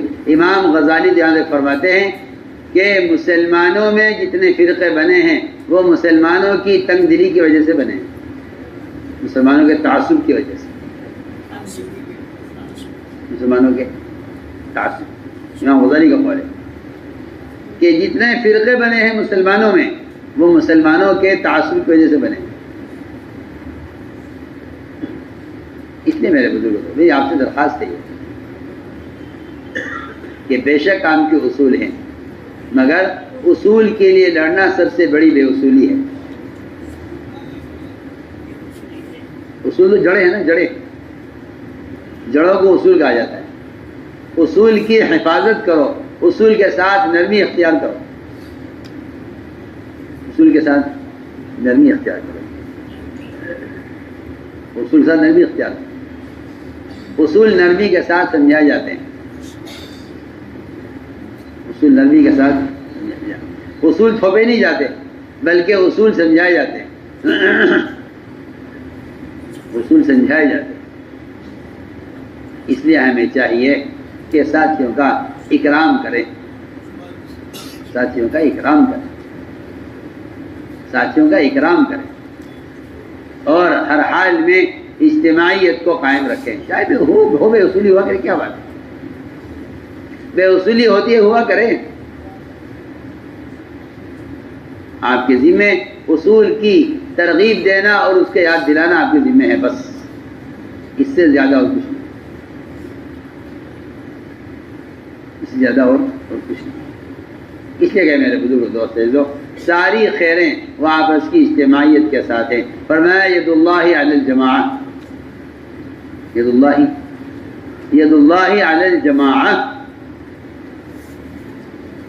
اللہ کا جو ہاتھ ہے یعنی اللہ کی جو تائید اور مدد ہے وہ جماعت کے ساتھ ہے، کس ساتھ ہے؟ جماعت کے ساتھ۔ ید اللہ علی الجماعہ کہ اللہ کی تائید جماعت کے ساتھ ہے۔ اور جماعت یہ کہیں کہ جماعت صرف اجسام کا جمع ہونا نہیں ہے، جماعت کہتے ہیں قلوب کے جمع ہونے کو، جماعت کہتے ہیں قلوب کے جمع ہونے، ورنہ اجسام کا جمع ہونا اور قلوب کا جمع نہ ہونا یہ کفار کی صفت ہے۔ تحسبهم جميعا وقلوبهم شتى، یہ کفار کے لیے فرمایا، مسلمان کے لیے نہیں ہے یہ مثال کہ آپ انہیں جمع رکھتے ہیں لیکن دل کے پھٹے ہوئے ہیں کہ نہیں۔ مسلمان اگرچہ اجسام کے اعتبار سے مجتمع نہ ہو لیکن مسلمان کے قلوب مجتمع ہیں، اور کفار چاہے اجسام کے اعتبار سے جمع ہو لیکن دل ان کے منتشر ہیں۔ اس لیے میرے دوستو عزیزو، اجتماعیت کے اصول اپناؤ، اجتماعیت کے اصول اپناؤ، اجتماعیت کے اصول اپناؤ۔ آپ صلی اللہ علیہ وسلم نے غیروں پر احسان کر کے اپنے صحابہ کرام کو اس کی تعلیم دی ہے کہ اگر تم امت بننا چاہتے ہو تو امت بننے کے لیے یہ بنیادی اصول ہے کہ آپ ستانے والوں پر احسان کریں، ستانے والوں پر احسان کریں، کہ اس سے امت بنتی ہے، اس سے امت بنتی ہے۔ ہمیں عرض یہ کرنا تھا کہ یہ دو بنیادی سبب ہیں اجتماعیت کے، یہ دو بنیادی سبب ہیں غیبی مددوں کے نازل ہونے کے، ایک انفرادی دعوت اور دوسرے آپس کی اجتماعیت۔ اس پر اللہ تعالیٰ کی طرف سے غیبی مددیں نازل ہوتی ہیں، لیکن صرف دو آدمیوں کے درمیان کا نزاع، امت لڑے تو خبر نہیں کتنی خیروں سے محروم ہوگی۔ صرف دو آدمیوں کا نزاع اگر شب قدر جیسی کہتے ہیں کہ نعمت کو اور اس خیر کو امت سے اٹھا سکتی ہے تو پھر امت کا اجتماعی اختلاف کتنی خیروں سے امت کو محروم کر دے گا۔ صرف دو آدمیوں کے اختلاف اگر شب قدر کو اٹھا سکتا ہے امت سے، تو امت کا اجتماعی اختلاف امت کو کتنی خیروں سے محروم کر دے گا۔ اس لیے فرمایا کہ یہ دو کام لازم پکڑ لو، ایک افرادی دعوت، اور یہ افرادی دعوت یہ آپ صلی اللہ علیہ وسلم کا ایسا کیا کہنا چاہیے کہ مستقل کا عمل تھا، آپ کا مستقل کا عمل ہے، آپ کے سفر حضر کا عمل ہے۔ آپ جتنا تھکاتے تھے اپنے آپ کو عبادت میں، اتنا ہی تھکایا کرتے تھے اپنے آپ کی افرادی دعوت۔ ایک سمامہ ابن اساد اپنی قوم کے سردار تھے، آپ ان کو سمجھانے بیٹھے اور اتنا سمجھایا اتنا سمجھایا اتنا سمجھایا کہ آپ تھک گئے۔ عمر رضی اللہ عنہ نے عرض کیا کہ یا رسول اللہ، اس کے سمجھ میں آئے گی نہیں بات، اس کا ٹھکانہ جہنم ہے، آپ میرے حوالے کیجئے، یہ آپ کی بات نہیں سن رہا ہے، میں اسے جہنم میں پہنچاؤں۔ حضرت فرماتے ہیں کہ آپ صلی اللہ علیہ وسلم نے میری بات کی طرف کوئی توجہ نہیں کی، آپ دعوت دیتے رہے، یہاں تک کہ سمامہ نے آپ کی بات کو قبول کر لیا۔ آپ نے فرمایا کہ عمر اگر میں تمہاری بات مان لیتا تو یہ جہنم میں جاتا، اگر تیری بات مان لیتا میں تو یہ جہنم میں جاتا۔ حضرت عمر سے آپ نے اعراض کیا، اس اعراض کا مطلب یہ تھا، اس اعراض کا مطلب یہ تھا کہ آپ کسی آدمی کے بارے میں یہ نہ کہیں کہ ہدایت پر نہیں آئے گا، ہدایت پر دیکھیے تو صحیح، میں بہت عام بات کیا، ایک کافر کے بارے میں حضرت عمر کا یہ کہنا کہ یہ ہدایت پر نہیں آئے گا، آپ نے اس سے اعراض کر لیا۔ آپ مسلمان کے بارے میں کہتے ہیں کہ یہ تو وہ لوگ ہیں جو بات سنیں گے ہی نہیں، چھوڑ دو ان کو، کیا کہہ رہا ہوں۔ ایک کافر کے بارے میں اگر عمر یہ کہتے ہیں کہ یہ بات نہیں مانے گا، آپ نے اس سے اعراض کر لیا، تو آپ اسے اندازہ کر لیجئے آپ صلی اللہ علیہ وسلم سے تو اللہ نے وحی سے کہہ دیا تھا کہ یہ مکے والے آپ کی بات ماننے والے نہیں ہیں، یہ مکے والے آپ کی بات ماننے والے نہیں ہیں، ان میں کوئی ایمان لانے والا نہیں ہے، ہم یہ دو پہاڑ جبل احمر ابو قبیس دونوں کو ملا کر انہیں سب کو کچل کر ختم کر دیں۔ آپ انہوں نے یہ نہیں چاہتا، فرمایا میں یہ نہیں چاہتا۔ اللہ نے فرمایا کوئی ان میں ایمان لانے والا نہیں ہے، آپ نے فرمایا مجھے اس بات کی امید ہے کہ ان کی پیٹھ سے جو اولاد پیدا ہوگی میں ان کو دعوت دوں گا، وہ اسلام لائے گی۔ آپ سوچیے تو صحیح، کتنی وسعت داعی کے دل میں ہونی چاہیے، ستانے والوں کو باقی رکھنا چاہتے ہیں تاکہ ان کی اولاد پیدا ہو تو ان کو دعوت دیں۔ آپ غور تو کیجیے، آپ نے کیا فرمایا؟ فرمایا اگر ان کو ہلاک کر دیا گیا تو ان کی پیٹھ میں جو اولادیں چھپی ہوئی ہیں جو آئندہ پیدا ہونے والی ہیں وہ بھی مر جائیں گی، ختم ہو جائیں گی، مجھے انہیں باقی رکھنا چاہتا ہوں تاکہ اگر یہ نہیں مانتے تو ان کی اولاد مانے گی۔ آپ سوچیں، ایک نبی کے دل میں ستانے والوں کے لیے اتنی وسعت ہے کہ وہ ستانے والوں کو باقی رکھنا چاہتے ہیں ان کی پیدا ہونے والی اولاد کو دعوت دینے کے لیے۔ آپ اسے اندازہ کر لیجئے کہ پھر ایک مسلمان کے دل میں مسلمان کے لیے کتنی وسعت ہونی چاہیے، جب آپ کے دل میں نہ ماننے والوں کے لیے اتنی وسعت ہے کہ آپ ان کو باقی رکھنا چاہتے ہیں ان کی پیدا ہونے والی اولاد کو دعوت دینے کے لیے۔ اس سے میرے بزرگ دوست عزیزوں، یہ کام وسعت قلبی سے چلے گا، یہ کام وسعت قلبی سے چلے گا۔ دیکھیے، آپ اپنے چاہنے والے، آپ اپنی جماعت اور آپ اپنے ساتھ اتفاق کرنے والوں کا اکرام کریں، نہ یہ کوئی اخلاق کا معیار ہے اور نہ یہ کوئی اکرام کا معیار ہے، کچھ نہیں۔ یہ کہیں کہ اخلاق کا معیار اختلاف سے معلوم ہوتا ہے، اخلاق کا معیار اختلاف سے معلوم ہوتا ہے۔ آپ کے اخلاق کتنے بلند ہیں اس کا اندازہ کس سے ہوگا؟ آپ باپ کا اکرام کرتے ہیں، اس سے آپ کے اخلاق کا اندازہ نہیں ہوگا۔ آپ اپنی ماں کا اکرام کرتے ہیں، پیر صاحب کا اکرام کرتے ہیں، اپنے استاد کا اکرام کرتے ہیں، اخلاق یہ نہیں ہے کہ آپ اپنے متعلقین کے ساتھ اخلاق سے پیش آئیں، یہ کوئی اخلاق نہیں۔ اخلاق اسے کہتے ہیں کہ آپ اپنے دشمن کے ساتھ اور آپ اغیار کے ساتھ اور آپ ستانے والوں کے ساتھ اخلاق سے پیش آئیں، یا آپ اجنبی جن کو آپ جانتے نہیں ہیں ان کے ساتھ اخلاق سے پیش آئیں۔ یہ اخلاق کا معیار ہے، اخلاق کا معیار یہ ہے۔ اس لیے حضور اکرم صلی اللہ علیہ وسلم کے بارے میں فرمایا گیا کہ آپ کے اخلاق سب سے اونچے، آپ کے اخلاق سب سے اونچے۔ آپ صلی اللہ علیہ وسلم نے امت بنانے کے لیے، آپ نے امت بنانے کے لیے اجنبیوں کے ساتھ کیا معاملہ کیا ہے، یہ سننے کی بات ہے۔ ہم سوچتے ہیں کہ بھئی یہ منصب ہے، یہ عہدہ ہے، یہ ذمہ داری ہے، میرا آدمی کون ہے، میرا آدمی کون ہے۔ ابوبکر صدیق رضی اللہ عنہ فرماتے ہیں کہ اگر کوئی شخص دین کے کاموں میں اور دین کی ذمہ داریوں میں اپنے تعلق کی وجہ سے کسی کو آگے بڑھائے گا تو اللہ تعالیٰ نہ اس کے فرض قبول کریں گے، نہ اس کی نفل قبول کریں گے، اور تمام ملائکہ تمام مسلمان اس پر لعنت کریں گے، اور اللہ تعالیٰ اس کو اس کے منہ کے بل جہنم میں ڈالیں گے۔ یہ ابوبکر صدیق رضی اللہ عنہ کے خطبے کا حصہ ہے جو میں نے یہ کچھ کہہ رہا ہوں۔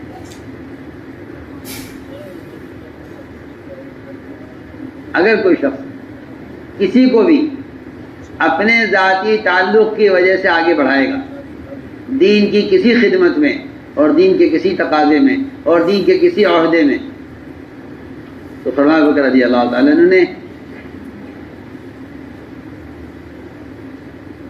کہ اللہ تعالیٰ نہ اس کے فرض قبول کریں گے، نہ اس کی نفل قبول کریں گے، اور اللہ تعالیٰ اس کو اوندھے منہ جہنم میں ڈالیں گے، اور تمام ملائکہ اور مسلمان اس پر لعنت کریں گے۔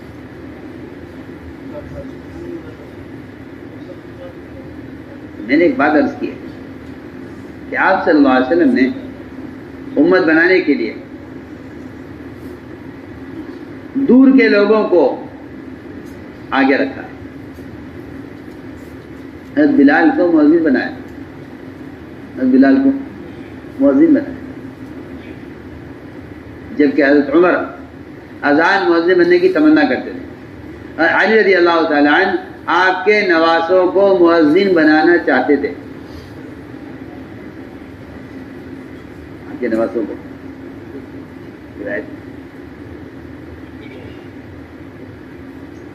اپنے دونوں بیٹوں کو مؤذن بنانا چاہتے تھے، لیکن بلال کو مؤذن بنایا۔ نہ آپ کی زبان کے ہیں، نہ آپ کے رنگ کے ہیں، نہ آپ کے قوم کے ہیں، حبشہ کے،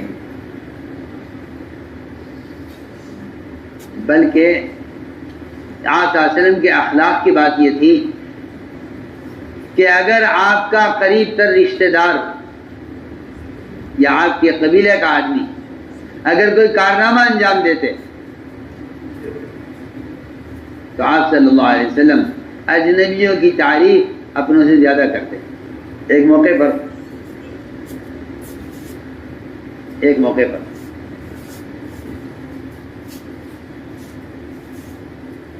ایک غزوہ سے واپسی ہو رہی تھی، کارگزاری ہو رہی تھی، تو کسی نے کہا کہ آج جو کارنامہ اور آج جو کام حضرت علی نے کیا ہے رضی اللہ تعالیٰ عنہ، وہ کسی نے نہیں کیا۔ آپ نے فرمایا ان صحابی کی اس بات پر کہ نہیں علی نے کیا ہے، علی نے کیا ہے جو آج ابو دجانہ نے کیا ہے۔ حضرت علی کہاں، حضرت علی کہاں ابو دجانہ؟ عجیب عجیب بات. ارے نہیں، علی نے کیا کیا ہے جو ابو دجانہ نے کیا؟ اجنبی کو اپنوں پہ آگے رکھا، چھوٹے کو اپنوں سے آگے رکھا. آپ کے اس بات کے، اس جملے کے کہنے پر کہ علی نے کیا کیا ہے جو ابو دجانہ نے کیا ہے، آسمان سے جبرائیل اتر کر آئے اور آ کر آپ سے یہ کہا کہ ہاں بے شک آپ کے اخلاق ایسے ہی ہیں کہ آپ اپنوں کو پیچھے رکھتے ہیں اور اجنبیوں کو آگے رکھتے ہیں. اتنی سی بات، اتنی بات پر جبرائیل آسمان سے اتر کر آئے اور آپ کو آگر بتایا بے شک آپ کے اخلاق بہت اعلیٰ ہیں، اور یہ آپ کے اخلاق کے اونچا ہونے کی علامت ہے کہ آپ نے حضرت علی کے بارے میں تو کہہ دیا کہ نہیں، علی نے نہیں، وہ نہیں کیا جو ابو دجانہ نے کیا ہے. حالانکہ حقیقت یہ تھی کہ اس دن علی رضی اللہ عنہ نے بڑی محنت کی تھی، لیکن آپ نے حضرت علی کے مقابلے میں ابو دجانہ کو ترجیح دی.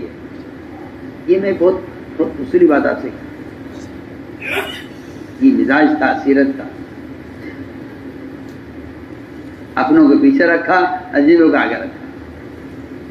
اپنوں کو پیچھے رکھا، اجنبی کو. اس بات پر جبرائیل نے آ کر آپ کے اس عمل کی تعریف کی ہے کہ میں بتانے کے لیے آیا ہوں آپ سے آسمان سے کہ بے شک آپ کو، آپ کے اخلاق ایسے ہی ہیں کہ آپ اپنوں کو پیچھے رکھتے ہیں اور اجنبیوں کو.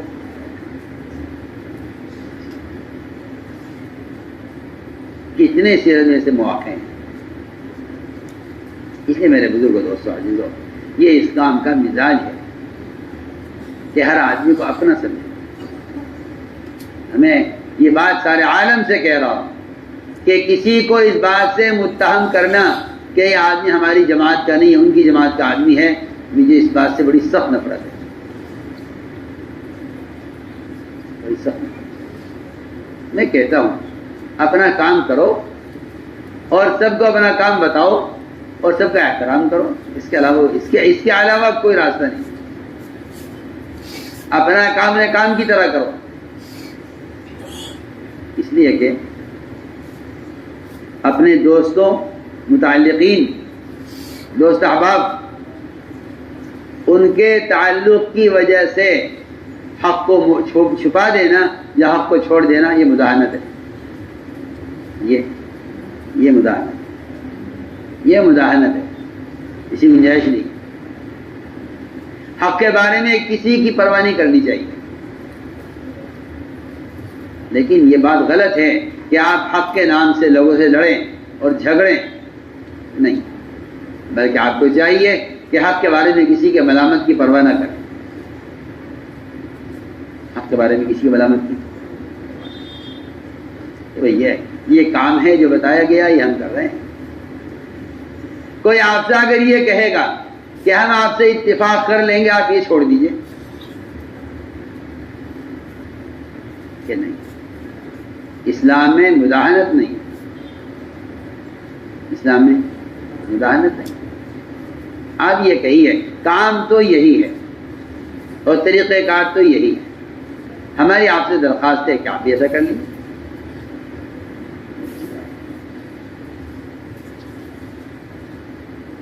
یہ کہنا آپ کا کام الگ، ہمارا کام الگ، ہمارے یہاں ایسی کوئی تقسیم نہیں،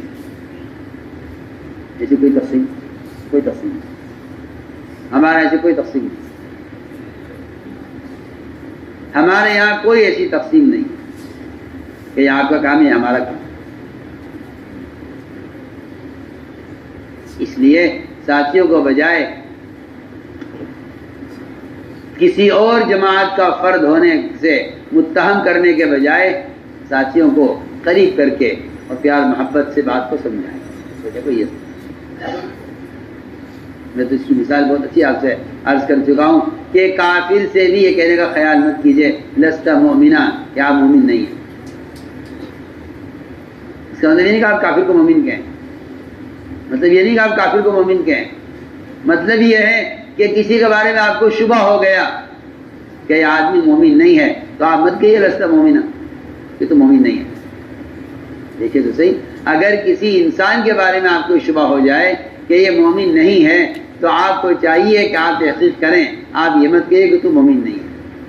جب کسی کافر کو کافر خیال کر کے نہیں کہہ سکتے کہ آپ مومن نہیں ہیں تو کسی مسلمان کے بارے میں کیسے کہہ سکتے ہیں کہ آپ ہماری جماعت کے آدمی نہیں؟ سوچتے تھے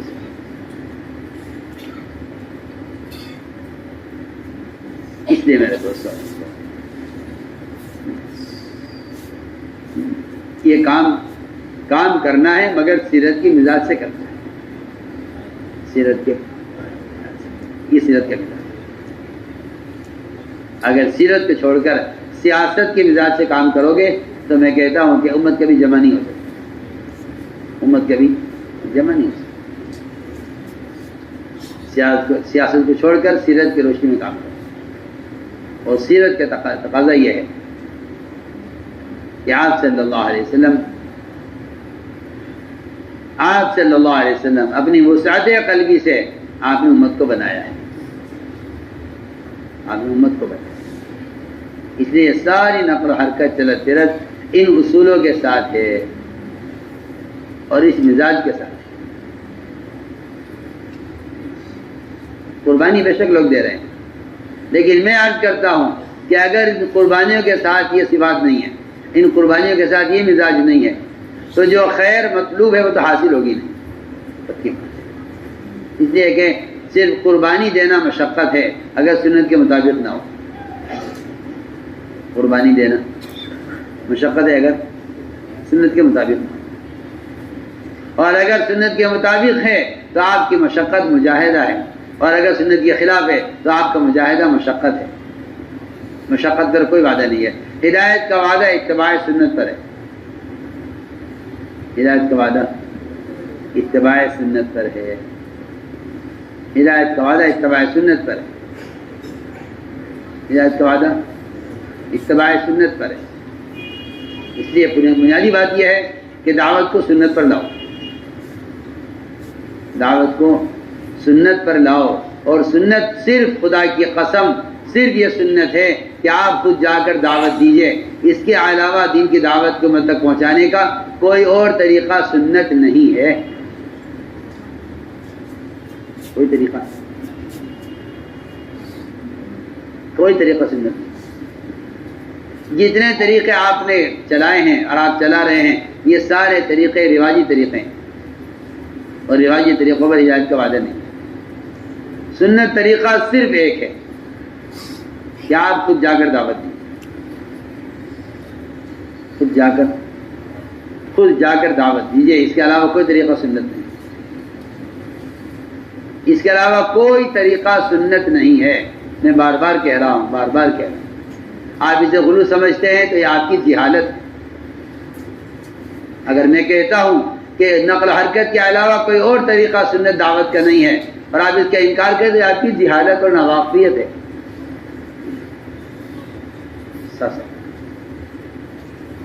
اس لیے کہ آپ اگر غور کریں گے سیرت پر تو آپ کو امت تک دین کے پہنچانے کا نقل و حرکت کے علاوہ اور اس راستے کے اسفار کے علاوہ آپ کو کوئی اور ذریعہ دین کی دعوت کو امت تک پہنچانے کا ملے گا نہیں. چاہے وہ دعوت ہو یا تعلیم. دعوت ہو یا، کیونکہ رواجی طریقے غالب آ گئے ہیں اور رواجی طریقے کا مسلمان عادی بن چکا ہے. اور یہ انسان کا مزاج ہے کہ جس چیز کا یہ عادی ہو جاتا ہے اس سے اس کو ایسی محبت ہو جاتی ہے کہ اس کے خلاف سننا برداشت نہیں ہوتا. لیے تو فرمایا کرتے تھے کہ جو لوگ رواج پر چلیں گے سنت کے دشمن ہو جائیں گے. جو لوگ پر چلیں گے اصحاب رائے اعداء السنت، میں اس کا مطلب یہ سمجھتا ہوں اپنے رائے پر چلنے والے لوگ سنتوں کے دشمن ہوں. اس لیے کہہ رہا ہوں کہ امت تک دعوت کے پہنچانے کا نقل و حرکت کے علاوہ سارے طریقے جتنے بھی ہیں سب خلاف سنت ہیں، بے اثر ہیں. سب خلاف سنت ہیں، بے اثر. سارے خلاف سنت و بے اثر. صرف اور پھر صاف بات یہ ہے کہ خود جا کر دعوت دیے بغیر دعوت کی ذمہ داری ادا نہیں ہوتی. آپ کتاب چھاپ دیں، پمفلیٹ چھاپ دیں، آپ اخبار چھاپ دیں، آپ دیواروں پر پوسٹر چپکا دیں، منکرات سے بچنے اور معروفات پر عمل کرنے کے. میں اللہ کی قسم کھا کر کہتا ہوں، صلی اللہ کی قسم کھا کہتا ہوں کہ یہ کسی نبی کا طریقہ دعوت نہیں، یہ کسی نبی کا، یہ آپ کا رواجی طریقہ ہے. جس کو آپ کہتے ہیں اس زمانے کا طریقہ ہی ہے، یہ آپ کا طریقہ ہے. آپ سنت کے مقابلے میں طریقہ لائیں، ورنہ دین کی دعوت کو میں تک پہنچانے کا سوائے نقل و حرکت کے. قرآن یہ کہتا ہے کہ خود جا کر دعوت دیے بغیر آپ اللہ کے یہاں معذور نہیں قرار دیے جائیں گے، اور آپ کی ذمہ داری ادا نہیں ہوگی کہ آپ خود جا کر دعوت دی جائیں گے. قالوا معذرة الى ربكم ولعلهم يتقون. یہ دو لفظ ایسے ہیں قرآن میں، یہ دو لفظ ایسے ہیں قرآن میں کہ خود جا کر دعوت دینے والے کہہ رہے ہیں کہ ہم اللہ کے یہاں ذمہ داری کو ادا کرنے والے مانے جائیں گے اگر خود جا کر دعوت دیں گے، اور ہمیں امید ہے کہ وہ لوگ تقوی پر آ جائیں گے جن کی ہلاکت کا اللہ نے فیصلہ کر لیا ہے. اس لیے میرے دوستو عزیزو، نفر و خروج دعوت کا قوام ہے.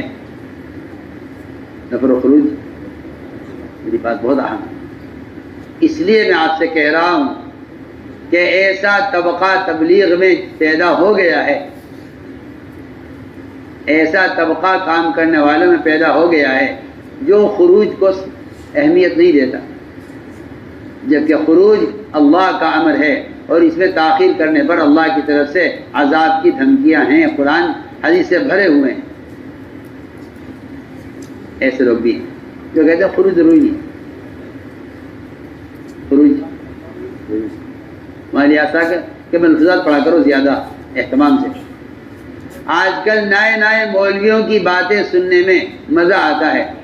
حج کی باتیں کے بارے میں کہتے ہیں بھائی یہ تو بہت اونچی بات ہے. جی ہاں، میں کہتا ہوں خدا کی قسم وہ لوگ کام کو ضائع کرنے والے ہیں. ہماری آسا کے ملفوظات محفظہ کے بیانات نہیں پڑھتے، وہ کام کو ضائع کرنے والے ہیں. وہ کام کو ضائع کرنے والے ہیں. ہماری آسا کے ملفوظات محفظہ کے بیانات کا کثرت سے مطالعہ نہیں کرتے. ان کی سوچ تبدیل ہو جائے گی، سوچ تبدیل ہو جائے گی، اور وہ زمانے کے حالات کے اعتبار سے چلیں گے، اور وہ یہ کہیں گے کہ بھائی نفر کو ایسا لازمی عمل نہیں ہے. اور میں کہتا ہوں کہ وہ بیچارے ایسی احمقانہ رائے لائیں گے اور ایسی جاہلانہ بات کریں گے کہ وہ تو نفر کے قتال کی وجہ سے نفر کی اہمیت تھی. وہ زمانہ چلا گیا صحابہ کا.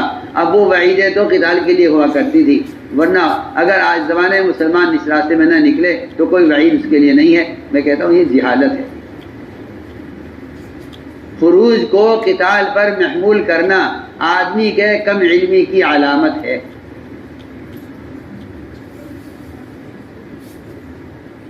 خروج کو قتال پر محمول کرنا آدمی کی کم علمی کی علامت ہے، کم فہمی کی دلیل ہے. ورنہ قرآن بھرے ہوئے ہیں اسے کہ اللہ کے راستے میں نفر قیامت تک کے لیے یہ بات ہے کہ اگر خروج میں نفر میں کمی آئے گی تو اللہ کا عذاب آئے گا. پکی بات. جو وعیدیں ہیں قرآن حدیث میں خروج میں کمی کرنے پر جو وعیدیں ہیں وہ قیامت تک کے لیے ہیں، چاہے قیامت تک قتال نہ ہو، چاہے قیامت تک قتال نہ ہو. بہت اہم بات ہے. آپ ذہن سے نکال دیجئے کہ وعیدیں قتال کے لیے ہیں، قتال کے لیے وعیدیں نہیں ہیں. قتال خروج کا ایک فرد ہے. قتال خروج کا ایک فرد ہے، اگرچہ فرد ہے مگر فرد ہے. اگرچہ فرد ہے مگر فرد ہے، کل نہیں. قتال خروج کا ایک فرد ہے اور آخری فرد ہے. کیا ہے؟ آخری فرد. قتال خروج کا آخری فرد ہے. یہاں تک کہ قتال تو جزیے کی دفع کے بعد رکھا گیا ہے. کہاں رکھا گیا؟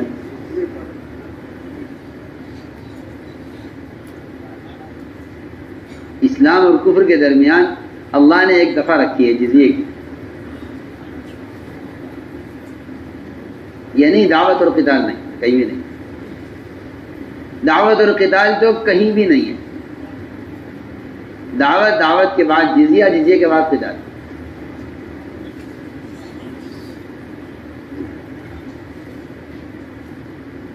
تو ایسی چیز جس کو اللہ نے آخر میں رکھا ہے، جس کو منتہائے جہاد کہا جاتا ہے، آپ اس پر خروج کو موقوف کر دیں، میں سمجھتا ہوں اس سے زیادہ بے وقوفی اور بے عقلی کی اور کوئی دلیل نہیں۔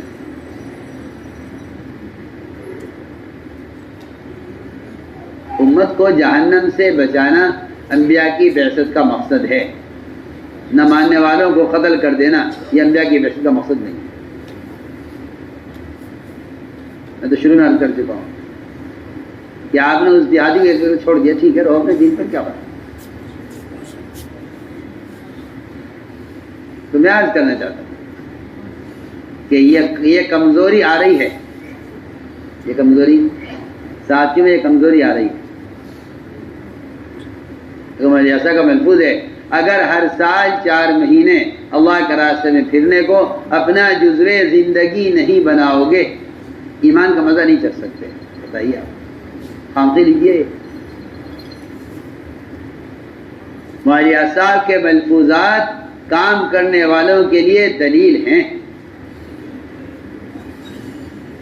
کیا ہیں؟ دلیل ہیں۔ ہمارے ملفوظات کام کرنے والوں کے لیے دلیل ہے، کوئی خیالی باتیں نہیں ہیں، دلیل ہے۔ ہم اللہ کے راستے میں اللہ کے امر کی وجہ سے نکلتے، اللہ کا حکم ہے اس لیے نکلتے ہیں، اللہ کا حکم ہے اس لیے نکلتے ہیں، اس راستے میں نکلنا اللہ کے امر کی وجہ سے ہے، جیسے نماز پڑھنا اللہ کے امر کی وجہ سے ہے۔ اگر نماز کے پڑھنے سے تمہاری حاجتیں پوری نہیں ہوتی تب بھی نماز کا فریضہ اپنی جگہ قائم ہے۔ اگر تمہارے پھرنے سے لوگ ہدایت پر نہیں آتے تبھی اللہ کے راستے میں پھرنا اپنی جگہ اپنی جگہ باقی ہے۔ موٹی سی بات ہے،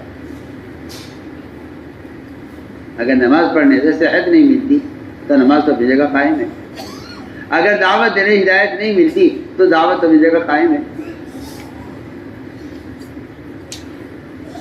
دعوت اپنی جگہ قائم ہے۔ آپ مجھے بتائیے تو صحیح، آپ نے خروج کو نتائج پر کیوں محمول کر دیا؟ نتائج اللہ نے اپنے ہاتھ میں اس لیے رکھے ہیں تاکہ تم عمل میں لگے رہو۔ انسان نتائج کا مکلف نہیں ہے، محنت کا مکلف ہے۔ ایسے انبیاء علیہ السلام ہوں گے قیامت میں جن کے ساتھ ان کی قوم کا ایک آدمی بھی نہیں ہوگا۔ کیا کوئی کہہ سکتا ہے کہ وہ ناکام ہو گئے؟ ایسے بھی انبیاء ہوں گے، چند افراد ہوں گے، ایسے انبیاء کے ساتھ چھوٹی جماعت ہوگی، آپ جانتے ہیں حدیث میں ہے، ایسے انبیاء علیہ السلام جن کے ساتھ بڑی امت ہوگی، لیکن انبیاء اپنے کام میں کامیاب ہیں اس لیے کہ وہ دعوت میں مامور ہیں، اور یہ امت اجتماعی طور پر دعوت اللہ میں مامور ہے، اس لیے افرائی دعوت دینا فرض عین ہے۔ افرائی دعوت دینا فرض عین، یہ بات یاد رکھیں۔ یہ تو پتہ نہیں کہاں سے یہ غلط فہمی پیدا ہوئی ہے مسلمانوں میں کہ دعوت دینا فرض کفایہ ہے۔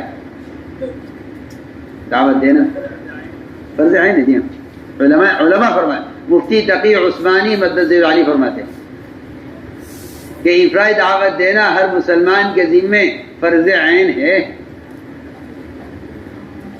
کیا ہے فرض کفایہ؟ کیا ہے کہ فرض کفایہ وہ علماء کے وعظ اور نصیحت اور ان کی تعلیم اور تعلم اور ان کے بیانات اور تقاریر، فرماتے ہیں یہ فرض کفایہ ہے۔ یہ عجیب بات ہے، یہ فرض کفایہ ہے کہ علماء وعظ و نصیحت کریں یا بیان تقریر کریں، یہ فرض کفایہ ہے، ورنہ افرائی دعوت ہر مسلمان کے ذمے فرض عین ہے۔ اگر چند لوگ افرائی دعوت دیتے ہیں تو باقی مسلمان کی طرف سے فریضہ ادا نہیں ہوگا، کیونکہ دعوت افراد دعوت فرض کفایہ نہیں.